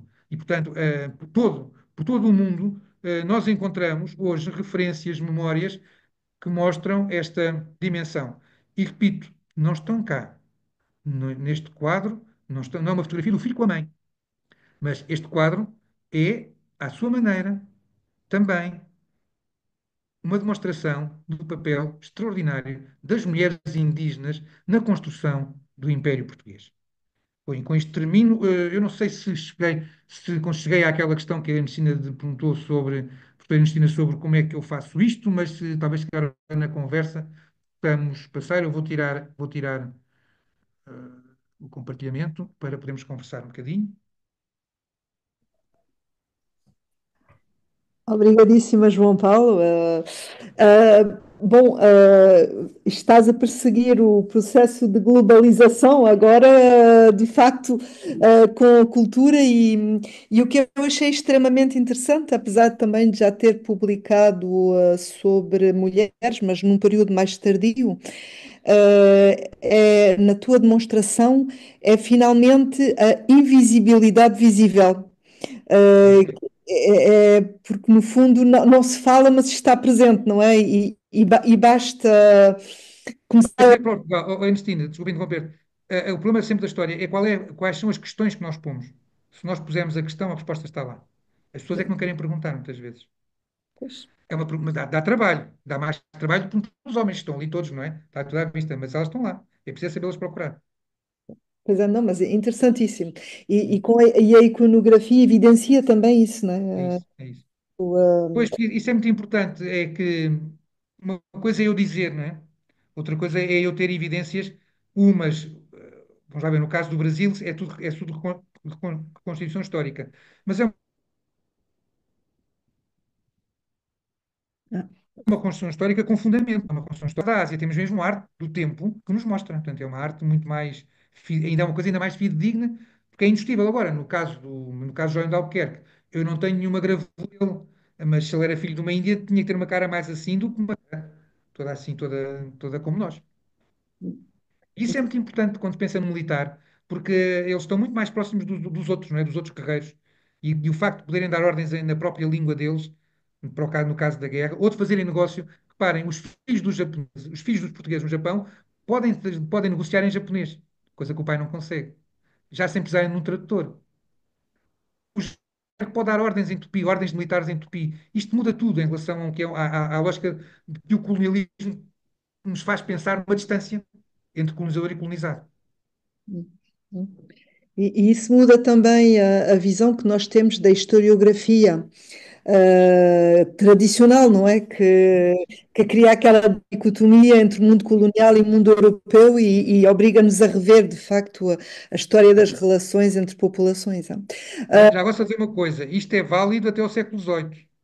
Não é válido, porque o maior problema que nós temos com a colonização, com a memória da colonização, é que, infelizmente, até porque a maior parte das pessoas fazem história contemporânea e, portanto, não têm a capacidade de olhar para trás, é que confundem o que se passou no século XIX e XX com o que se passou antes. Porque no XIX e XX, de facto, então sim, com as metralhadoras, com o quinino, com o caminho de ferro, os europeus sozinhos derrotam os indígenas. E os europeus então transportam verdadeiramente as suas famílias definitivamente e criam grandes sociedades coloniais sobretudo em África, porque na América era um caso diferente. Mas isso é um processo, é um processo da Revolução Industrial. Antes da Revolução Industrial, isso não existe. As leis, em 1756, ainda o Marquês de Pombal deu ordens, o rei Dom José, deu ordens para que não se falasse de língua geral na rua no Brasil. Portanto, em 1756, já passaram 250 anos desde que o Pedro Álvares Cabral, não se fala português nas ruas do Brasil. E também sabemos que em Luanda também não se falava português. Agora, qual é o problema? As gerações atuais têm a memória de que eram obrigadas a falar português. Mas isso é uma obrigação que vem de meados do século XIX. Portanto, o problema maior hoje em relação à memória em relação à memória que tem a ver com histórias ultramarinas é de se pensar que aquilo que aconteceu na segunda metade do século XIX e no século XX pode ser transposto para trás como se fosse a mesma coisa. E não foi por começar pela Revolução Industrial. Sem a Revolução Industrial não se destruíam árvores, não se nada à velocidade que se destruía, portanto, nem pessoas, nem se matavam pessoas. Para terem só uma ideia, antes da metralhadora, um exército colonial, por assim dizer, conseguia suportar uma desproporção de 1 para 3 no máximo, sem ser exterminado. Com a metralhadora passa a aguentar uma desproporção de 1 para 30. Portanto, muda tudo. Muda tudo. Já não precisam de alianças. De um país precisam de alianças. Já não Pois têm é, número. Já não têm número. pois é. É, de facto. É. Obrigadíssima. Acho que os estudantes devem ter algumas perguntas, ou os colegas, talvez. Eu tenho, Eu eu se calhar tenho, faço só aqui uma. Peço desculpa, Bernardo, eu interrompi-o. Eu vou ser muito breve, eu só estava a deixar aqui um ponto na atualidade, que acho que é sempre bom nós fazermos um contraponto com o que é a história, aquilo que é o esquecimento da história, que nós temos aqui a ver foi exatamente isso. E os mesmos temas que são agora também tão atuais, que é o papel da mulher na sociedade, ainda. E se olharmos para o que está a acontecer no outro lado do Atlântico, aquilo que acontece com medidas e políticas públicas que se achavam que eram absolutamente consolidadas, que estão agora a ser revertidas a desfavor da mulher. Vemos nos Estados Unidos, portanto, a questão da legalização do aborto que volta a ser revertido. Temos a questão do papel da mulher no voto. Sim, estamos agora também a ver isso nos Estados Unidos. Nota mulher onde, Portanto, Mónica? no voto. Ah, no voto? Exatamente. Exatamente. Há várias medidas que parecem saídas de filmes e de livros de ficção. Eu estou-me a lembrar, por exemplo, do Handmaid's Tale, que parece tão distante, mas afinal de contas está tão aí. Portanto, estes assuntos e estes temas põem-nos a refletir, portanto, da forma como é que nós encaramos a história, como é que nós retratamos estes temas que são vitais para entender vários processos e como é que esses vários processos nos podem também ajudar a combater os flagelos da atualidade. Ao fim e ao cabo, eu só quero deixar esta reflexão. E obrigada, João Paulo, como sempre. Nada. Obrigado. Deixa-me só acrescentar-te, Mónica, antes de passar ao Bernardo, que de facto, se nós conseguimos mostrar que o papel das mulheres já era mais forte do que se imaginava há 200, 300, 400 anos, ainda mais difícil é não aceitar qualquer retrocesso agora. Porque afinal, se vimos bem, muitos papéis já existiam, não estavam à superfície, mas estavam lá e eram usados e eram fundamentais, e portanto, quanto mais nós conseguimos mostrar como era tão fundamental ao contrário do que se imaginava, mais se torna indigno qualquer coisa que hoje seja diferente daquilo que É nós tínhamos alcançado e que extraordinariamente, em alguns sítios, está a começar a regredir, de facto. Exatamente. verdade, é verdade. E eu relembro-me agora também de uma outra coisa que parece absolutamente ridícula, mas também no Senado americano está a ser discutida a fertilização e a produção feminina. E houve um grupo de iluminados que teve a ideia de fazer uma comparação entre o que é a contracepção masculina e a contracepção feminina, dizendo que se a mulher não tem direito a regular sobre o seu corpo, também o homem não pode livremente procriar. Ou seja, também a questão da operação no homem deverá ser discutida em casal. E isto foi discutido assim neste âmbito muito recentemente, os decisores ficaram sem palavras porque não querem regular dessa maneira. Portanto, porque a conversa não pode ser assim, dizem eles, mas a conversa pode ser assim, portanto, tem que ser colocada desta maneira. Claro. Isto só em simples palavras, mas pronto, isto é para outras situações. Ok. Obrigada. Bernardo? Boa tarde, João Paulo. Muito obrigado pela palestra. Foi muito interessante mesmo. Você pegou uma perspectiva que é muito rara a gente ver na historiografia e muito interessante. Acho que abriu a cabeça de muita gente. A minha, pelo menos, foi incrível. Bom, eu queria, antes de qualquer coisa, antes de colocar as minhas perguntas, minhas observações, queria me apresentar, né? Eu sou Bernardo Rebelo, eu tive com você na viagem que nós fizemos em Portugal. Eu estou fazendo um memoir sobre, eu estou fazendo um guia turístico para falantes de língua portuguesa na Provence. Então, se você tiver alguma dica para me dar aí também, eu agradeço. E eu queria fazer os meus comentários, a seguinte, enfim, tem vários pontos que eu achei interessante, né?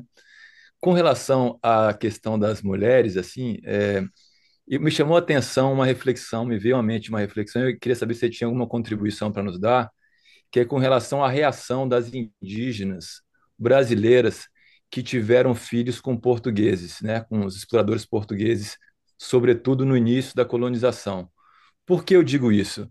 Enfim, tiveram alguns romancistas brasileiros, como José de Alencar, o Érico Veríssimo, que retrataram essas relações de diversas formas diferentes, mas me chamou a atenção uma vez, quando eu ainda estudava relações internacionais no Brasil, eu fiz estudos para a carreira diplomática, e teve um excerto de algum texto tradicional, que eu não me lembro qual era, que ele descreve o momento em que uma indígena ela observa o navegante português voltando para a metrópole e, em seguida, ao vê-lo partir, ela comete um infanticídio, né? Esmagando o crânio do bebê com os próprios pés.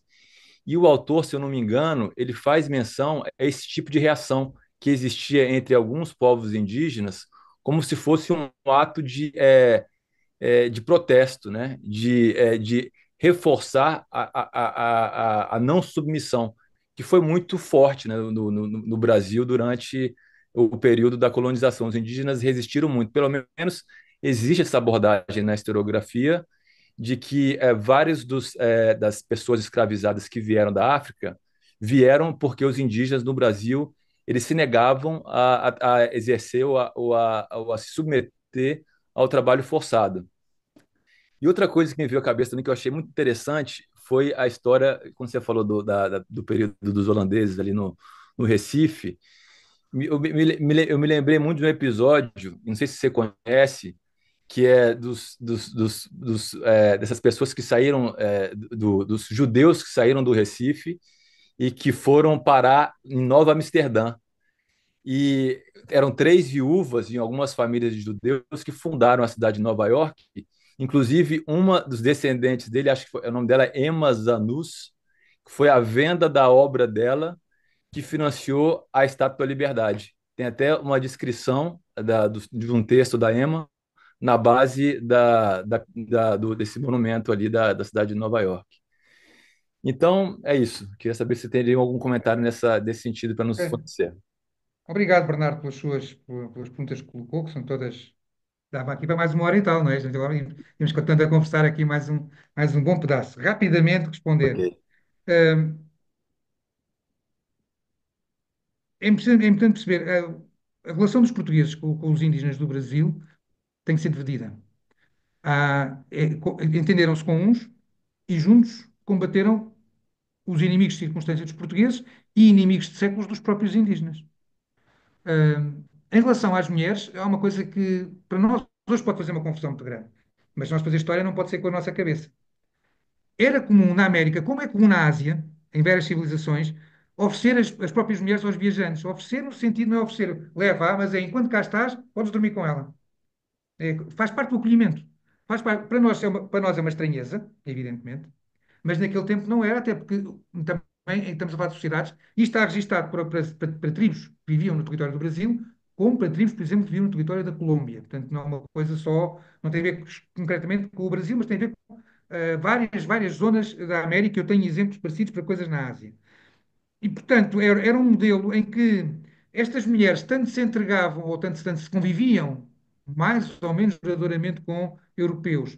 Por gosto, reparem, para todos os efeitos, vamos lá ver, outra coisa que temos que perceber na que tem, a vida sexual daquelas mulheres era completamente diferente das europeias. E para todo, mas seja qual for o diferente é sempre uma curiosidade. Os primeiros portugueses que chegam são uma curiosidade. E, portanto, é natural que algumas tenham sentido. Os portugueses são exóticos. Uma das coisas que nós aqui muito comentávamos quando era mais garoto e que se ouvia muito era que a mulher não europeia era sempre uma fonte de maior tentação porque era diferente. Se isso é verdade, se os portugueses que chegam a qualquer lado têm esse efeito porque são diferentes, sobretudo quando as mulheres são livres de poderem estar com quem lhes apetece, como lhes apetece. E, portanto, a primeira coisa que temos de percebermos estas relações é libertar-nos daquilo que é a nossa civilização contemporânea, que era sempre a nossa europeia e que depois foi inculcada também na cultura dominante da América, que é esta mentalidade judaico-cristã do pecado de Eva. Felizmente que as indígenas brasileiras não tinham o pecado da Eva e, portanto, viviam de outra maneira completamente diferente que as nossas mulheres. E, portanto, estavam muito disponíveis. Ah, esse episódio, eu não conhecia esse episódio que conta pode ter a ver simplesmente de facto, com a frustração, para todos os efeitos, de perder o companheiro e, portanto, se é um corte, e corta completamente, porque até para ter filhos, se calhar, para voltarem a reintegrar-se mais na sua vida tribal, aquela criança acaba por ser um embaraço ou uma memória, enfim, e não tem a mesma moral em relação à morte e à vida que nós temos. De qualquer maneira, a questão da escravização, de facto, os portugueses vão apostar na escravização, na utilização de mão de obra escravizada na América do Sul, porque é mais prático. A questão, vamos lá ver, os portugueses não escravizavam os aliados, escravizavam os inimigos dos aliados. Mas os inimigos dos aliados, para todos os efeitos, podiam fugir com uma certa facilidade. Desde que conseguissem escapar pelo território, desde que não fossem caçados pelos inimigos de sempre, as hipóteses de um indígena, Carijó, ou, não sei, ou de outra tribo qualquer, inimiga dos Tupinambás, de fugir aos portugueses e de acabar por conseguir realcançar o seu território, ou mesmo não conseguindo, a capacidade que qualquer grupo de escravizados que fujam, de se orientarem na floresta, de saberem retirar da floresta aquilo que precisam para se defenderem, para comerem, para contornarem os próprios inimigos, é muito maior do que um pobre de um africano. Um pobre de um africano não passa despercebido porque tem uma cor diferente e tem um corpo diferente. Portanto, não pode fugir para dentro porque é comido como os portugueses eram, ou é morto ritualmente, de outra maneira qualquer. Portanto, enquanto que o indígena tem uma escapatória, mesmo que arriscada, o pobre do africano não tem, enquanto não tiver número suficiente para criar os quilombos. E quando cria os quilombos, depois, olha, e depois passa a fugir também. E, portanto, é esse o problema. Essa é a questão aqui. De facto, os indígenas resistiam porque tinham condições para isso, apesar de tudo, tinham uma esperança que o pobre do africano, Conhecia, estava no o território africano, deles. enquanto africano, morre no dia em que é embarcado. No dia em que é embarcado, morre de vez. E, portanto, é uma outra vida, que é uma vida miserável, mas é uma outra coisa, portanto, que ele não pode voltar atrás. O indígena escravizado, no limite, podia acreditar que podia voltar atrás. Se calhar já toda a sua tribo tinha sido massacrada, já não tinha para onde voltar. Mas isso é outra história, não é? E, portanto, e também, talvez por isso, mais resistissem mais a trabalhar nas coisas que os europeus lhe exigiam. Enfim, isso já é mais difícil. Enfim, são estas as que penso que respondi a todas as suas às questões que me colocou, não é? Ou falhou alguma? Eu só deixo o lembrete aí, se você lembrar de algum vínculo entre os lusófonos e a Provence, pensa em mim. Pois, está bem, isso Estou eu tinha que acreditar, mas eu assim não sei escrevendo nenhum de aqui cor. Está bem, isso eu não sei, mas se eu me lembrar, eu depois falo com os com o maior professores. prazer. E Ok, só uma está bom. observação, professor. É Sim, o seguinte sim. aqui. No Brasil, a gente escuta muito, foi até o Gilberto Gil que fez no ano do primeiro governo, segundo governo Lula, em 2007, foi feita uma série de documentos, foi um grande apanhado, foi feita uma grande história da escravização no Brasil. O ministro até era o Haddad, que é o ministro da Economia hoje em dia. E o Gilberto Gil, ele participou de um documentário, ele deu uma informação que eu já escutei um debate desse na academia, só que eu nunca peguei a fonte por escrito disso aí. E queria saber qual que é a sua opinião, se você tem alguma opinião com relação a isso. Como é que a historiografia portuguesa ela enxerga com relação à escravização dos africanos? Porque o Gilberto Gil ele foi na África e disse que a escravidão ela tinha que ser revista no sentido de que os escravos que vinham para o Brasil, eles eram oferecidos, vendidos pelos reis africanos aos portugueses. Sim, sim, é que não pode ser outra coisa. Não, não, da mesma maneira que os portugueses não tinham a menor capacidade de entrar Eles sozinhos eram pela escravizados floresta na África, então, brasileira. né? Como? Sim, os portugueses tinham aliados na costa africana. É um processo. O processo da escravização dos africanos é muito parecido com o processo da escravização dos ameríndios, dos indígenas e da própria fixação dos portugueses. Os portugueses em África não se conseguem fixar por causa da malária, portanto morrem. Mas o pouco que se fixam é em articulação com populações indígenas aliadas, e são esses aliados é que entram no sertão e capturam os inimigos. Porque, repare, durante 300 anos, para os reinos africanos do litoral, esta parceria escravocrata com os portugueses foi extremamente benéfica, porque não só recebiam riquezas dos europeus, como sangravam o vizinho. E, portanto, o seu poder. Porque não há uma solidariedade negra naquela altura, como não havia nenhuma solidariedade branca, nem nenhuma solidariedade indígena. Hoje eu já estive no verão, estive no Congresso do Mundo Indígena. E hoje os indígenas todos se tratam por parentes. Mas há 500 anos ninguém se tratava por parente.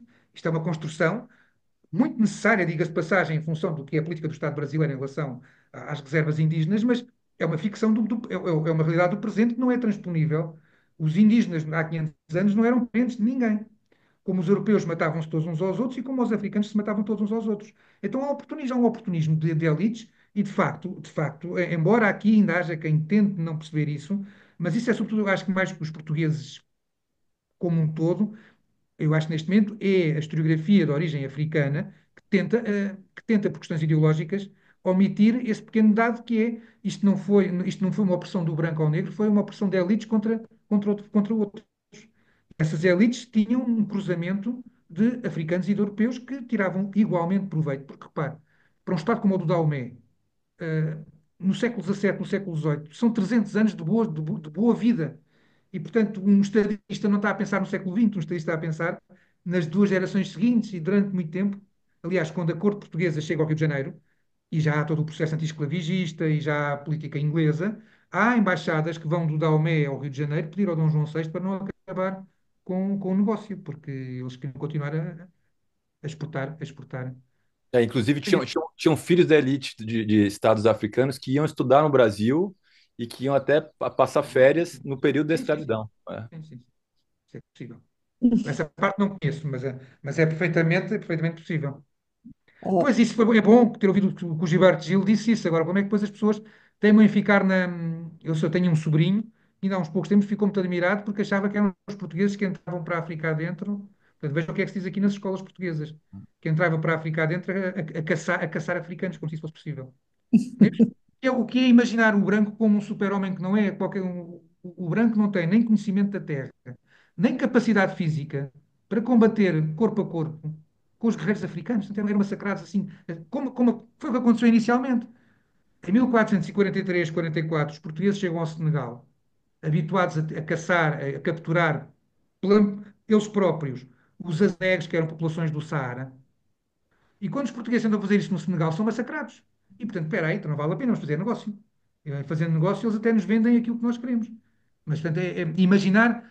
Há um certo racismo nesta ideia de imaginar que o homem europeu chega a qualquer lado e faz. É uma concepção de um super-homem europeu que não tem sentido nenhum, não tem sentido nenhum, nunca existiu. Portanto, é muito interessante que às vezes estas críticas à expansão na verdade, são um bocado mais racistas. As pessoas que a fazem são mais racistas do que imaginam. Porque conseguem imaginar um super-homem europeu capaz de fazer coisas inacreditáveis sozinho. Que é uma coisa nem na ficção. É uma representação. Ah, mas outra pergunta, Carolina?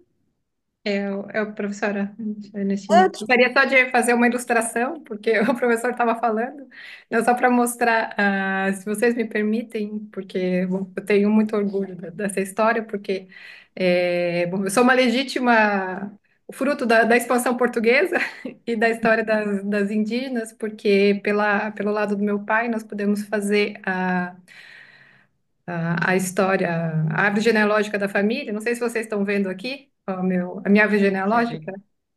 E pelo lado do meu pai, nós conseguimos remontar até o início da colonização com o cacique Tibiriçá, que era casado com a Índia Afonso, e aí que entra a história feminina, porque eles tiveram uma filha, e essa filha se casou com um português, então com Pedro Dias, e que tiveram uma filha, a Feliciana, que nasceu Terebê, aqui ela nasceu Terebê, e que se casou com outro português.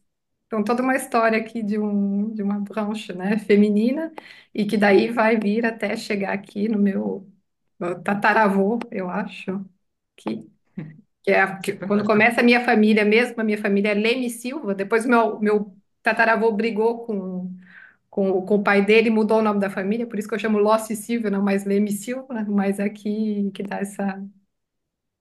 Fantástico. Então, só para ilustrar um pouco Aham, aham. o que eu estava dizendo. Então, só isso. Gostaria de acrescentar. Obrigado, Samara. Para mostrar um Muito interessante. pouco. Aqui, deve ser a história de muitos brasileiros, né? Ouça, deixa-me só dizer uma coisa com isto. A Samara, estamos no século XXI e a Samara consegue ir buscar a sua origem ainda ao mundo, portanto, às pessoas que estavam antes dos europeus chegarem. Uhum. Pensa então, no final do século XVII, aquilo que nós falamos com o Brasil colonial, biologicamente são 90% são americanos. Têm sangue Sim. americano, não somente sangue americano nas veias. E, portanto, a ideia de um colonialismo, quando se diz um Brasil colonial, tem que se ter muito cuidado, porque não é o colonial do século XIX e XX, é uma outra coisa. Não há prédios de prédio ainda praticamente nenhuns, a não ser em Salvador, e sim, aqueles prédios principais, mas o resto não são as palhotas, também não são também assim, as casas coletivas, as malocas dos índios, mas são casas ainda muito rudimentares e são pessoas profundamente ainda. Eu, eu acho que é uma coisa que eu tenho nos últimos meses pensado muito. Temos que fazer temos que olhar para a Revolução Industrial como um corte. Temos que pensar no mundo. Antes, acho que é uma coisa que nunca fizemos, mas na história da expansão europeia, temos que a aceleração, não tem a ver não são as independências dos Estados Unidos, não, é a Revolução Industrial. A Revolução Industrial alterou drasticamente a relação entre e mais, quando se dá a Revolução Industrial, também se dão as independências. E tudo junto altera profundamente as relações. Samara Revolução. quer tentar mais alguma coisa? Porque o cacique Tibiriçá, ele era um dos aliados dos portugueses na Sim, conquista de São Paulo. Inclusive, ele está enterrado, se eu não me engano, na Catedral da Sé. Ele está enterrado lá juntamente com outros portugueses, né? Porque ele é um dos grandes aliados ali do São Paulo. sim, sim, sim, sim. Como é que você chegou a esta genealogia, Samara?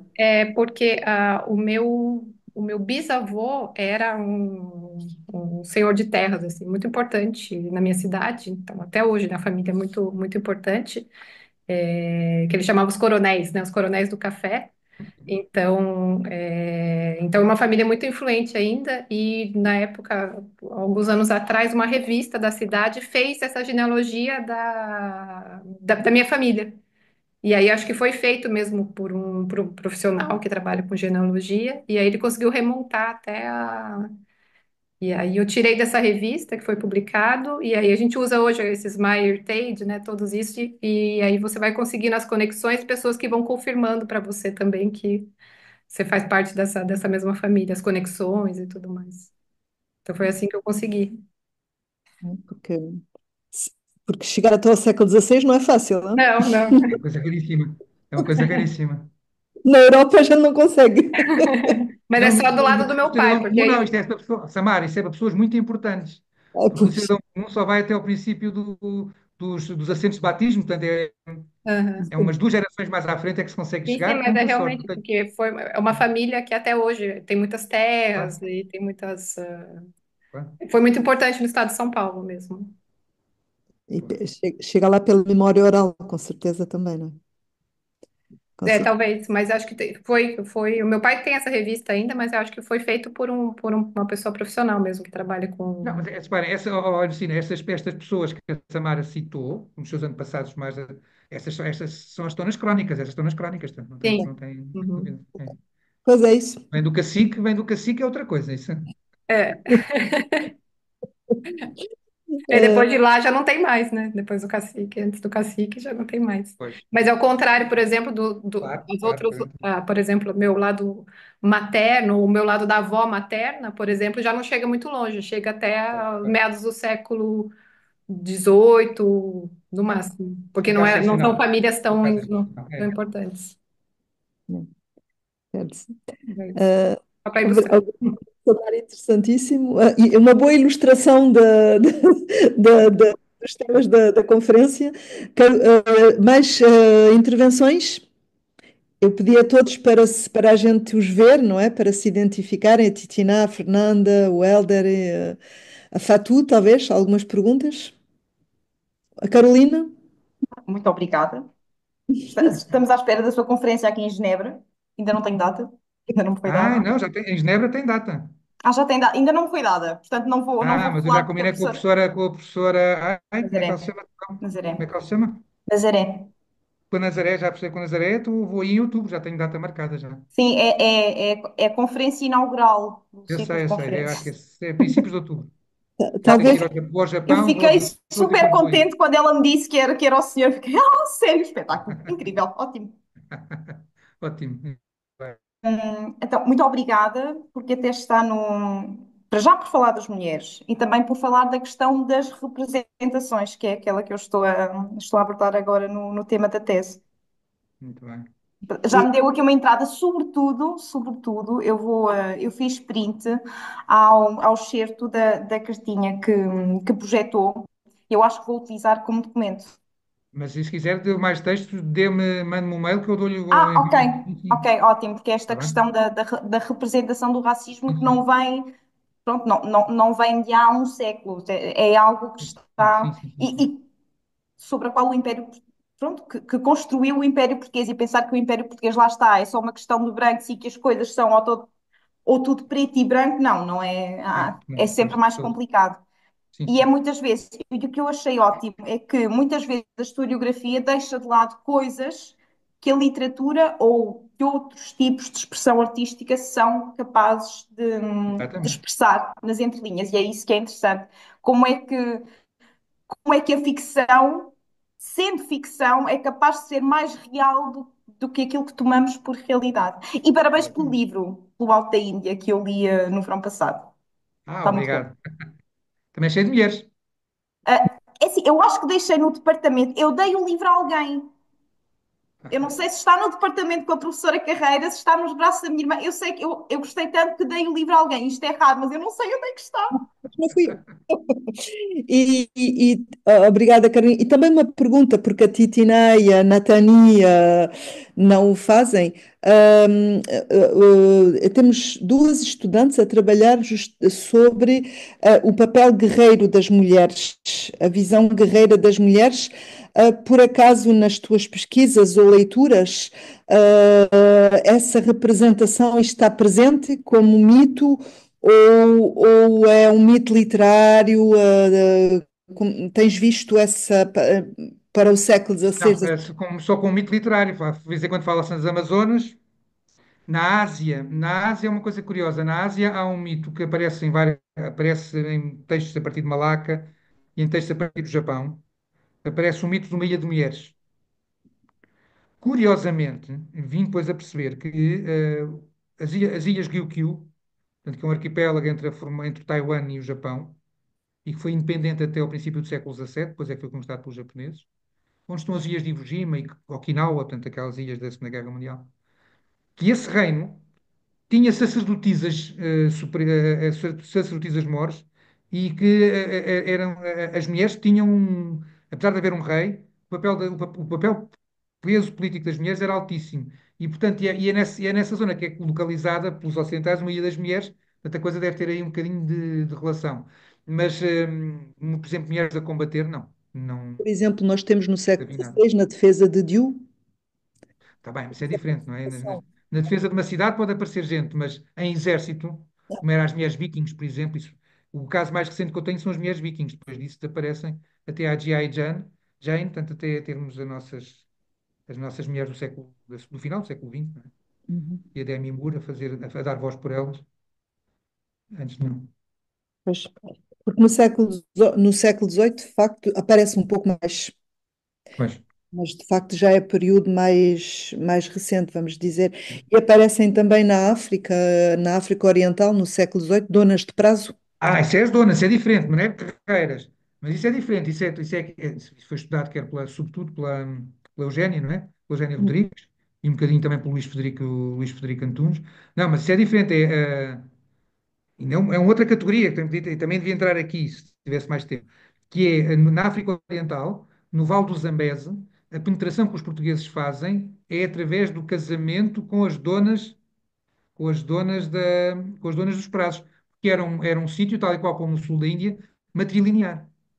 E, portanto, eram as donas dos prazos. E o que é mais extraordinário dentro desta lógica da mestiçagem no Império Português é que aquilo que foi demonstrado pela Eugénia Rodrigues é que a maior parte destes portugueses, afinal, são ingleses. Não são portugueses da Europa, não morriam todos, né? Com malária. São portugueses da Índia, portanto, ou filhos dos casados, portanto, ou indianos biologicamente asiáticos, ou euroasiáticos, mas são os homens que saem de Goa para ir casar com as donas africanas e instalarem-se depois com os regimentos de soldados, que é todo um outro processo, mas sim, aí as mulheres têm um peso, mas não é como soldados, é como donas do território, não é mas isso é uma lógica de serem uma linhagem matrilinear, Uhum. que é arcados, não é? Pois eu estava a falar nisso porque elas levantam exércitos também para se Sim, defender. está bem, sim, sim, claro, claro, está bem nesse sentido, Claro, sim. não é Sim, o sim, sim, papel sim. guerreiro. Mais alguma pergunta? Ah, está tudo intimidado. O Romã, não? Nem a Fatu? Como vocês são muito fãs dos meus romances, só dizer, estou a escrever outro. Como? Deve ser para o ano. Tenho um romance, estou a escrever agora um novo romance, que é entre Portugal e o Japão, e que se chama Um Relógio Sem Relojoeiro. Uma brincadeira sobre o tempo. Ah, boa tarde. Olá. Muito obrigado pela apresentação, foi muito interessante. Sou Amaro Balé, estudante de mestrado 2. A minha pergunta é: como podemos identificar formas de resistência feminina dentro do sistema colonial português?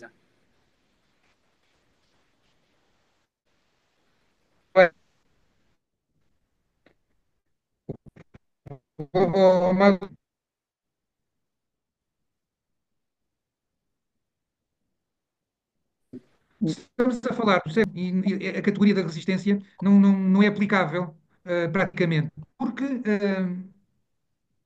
aquilo que é, por exemplo, os portugueses quando se instalam em Luanda, é um grupo de 80 homens. Portanto, esses 80 homens não sofrem resistência nem de homens nem de mulheres. E encontraram-se com mulheres.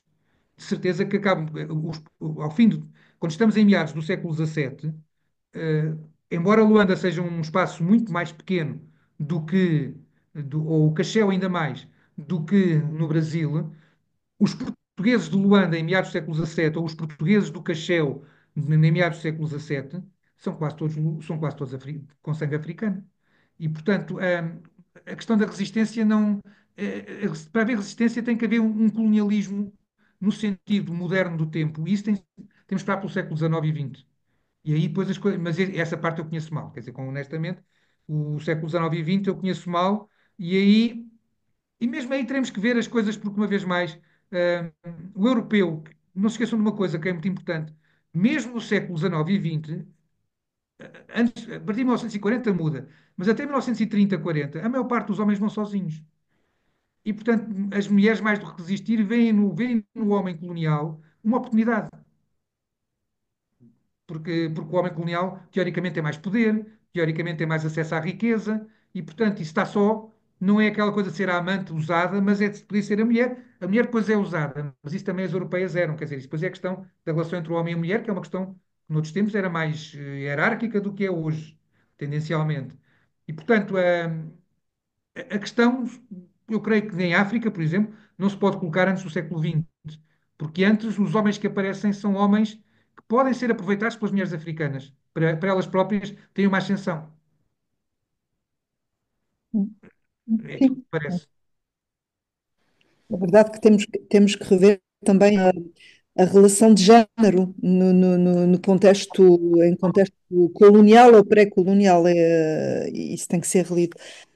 Bom, se não há Samara, Mónica, se não há, ou Carolina, se não há mais perguntas, talvez vamos agradecer o professor João Paulo Oliveira e Costa Foi um gosto. e convidá-lo talvez depois, quando acabares o romance, para vires apresentar. Sim, eu espero publicá-lo, espero que saia em fevereiro do ano que vem. Vou entregá-lo em outubro, pois. E estaríamos interessados pelo processo criativo também, Ok, a bem, utilização da ficção, não é, no discurso histórico, que nos parece ok. importante. Só uma última pergunta. Este trabalho sobre as mulheres, é uma publicação que previste ou é uma Não, conferência? mas a maior parte destas ideias estão no meu Portugal na História, estão espalhadas pelo livro. Ok, ok. Porque geralmente, né, quando tens uma conferência assim, Pois. é porque Não tens. tenho, agora já tenho vários PowerPoints com isto, mas ainda tenho só em PowerPoints. Mas tenho vários. E só por curiosidade. há uma. Isso resulta de um pedido também do público e das universidades onde és convidado, quer dizer que estás a ver que hoje há uma evolução Hum. nos pedidos das conferências, quer dizer, Não, não me pediram a mim. Embora, por exemplo, a base deste PowerPoint foi para uma conferência que fiz em Geneve há uns 5 ou 6 anos, numa das vezes que fui lá, convidado pela Nazaré Torrão. Não, mas, não, mas eu felizmente tenho aqui no meu departamento muita gente que faz das mulheres. E é um tema que me interessou, até porque eu comecei, enfim, seja pela. Eu acho que talvez eu tenha chegado à história das mulheres mais pelo romance. Ao escrever romance, ao construir personagens femininas, e depois puxou-me ainda mais por mim para a parte da história propriamente dita, porque nós temos aqui um diálogo entre a ficção e a história, e como eu já fiz, eu tenho personagens femininas muito fortes desde o Império dos Pardais, já tive livros com personagens femininas protagonistas, como a Capitoa, como das Estreias do Alto da Índia, ou mesmo o Cavaleiro de Olivença, e a Violante do primeiro volume, no primeiro livro do Império dos Pardais, também é uma mulher muito, muito mulher, e se calhar foi isso também, isto combinado com as minhas. Conhece a Isabel Gomes Almeida, que é a minha colega aqui de pré-clássicas, ou a Carla Alves Pinto, que trabalha as mulheres. Portanto, como entre as duas coisas, eu fui despertando para o assunto, e pronto, e tenho trabalhado cada vez mais. Até porque depois a lógica da mestiçagem também me puxou pelas mulheres no Império, e ao fazer o Portugal na História, aprofundei ainda mais. Fui-me apercebendo, quer dizer, depois de ter apanhado a primeira ponta, isto é um novelo sem fim. É um novelo sem fim. sim, porque no fundo as coisas tornam-se visíveis Uhum. quando a gente apanha o fio da meada. Exatamente. É.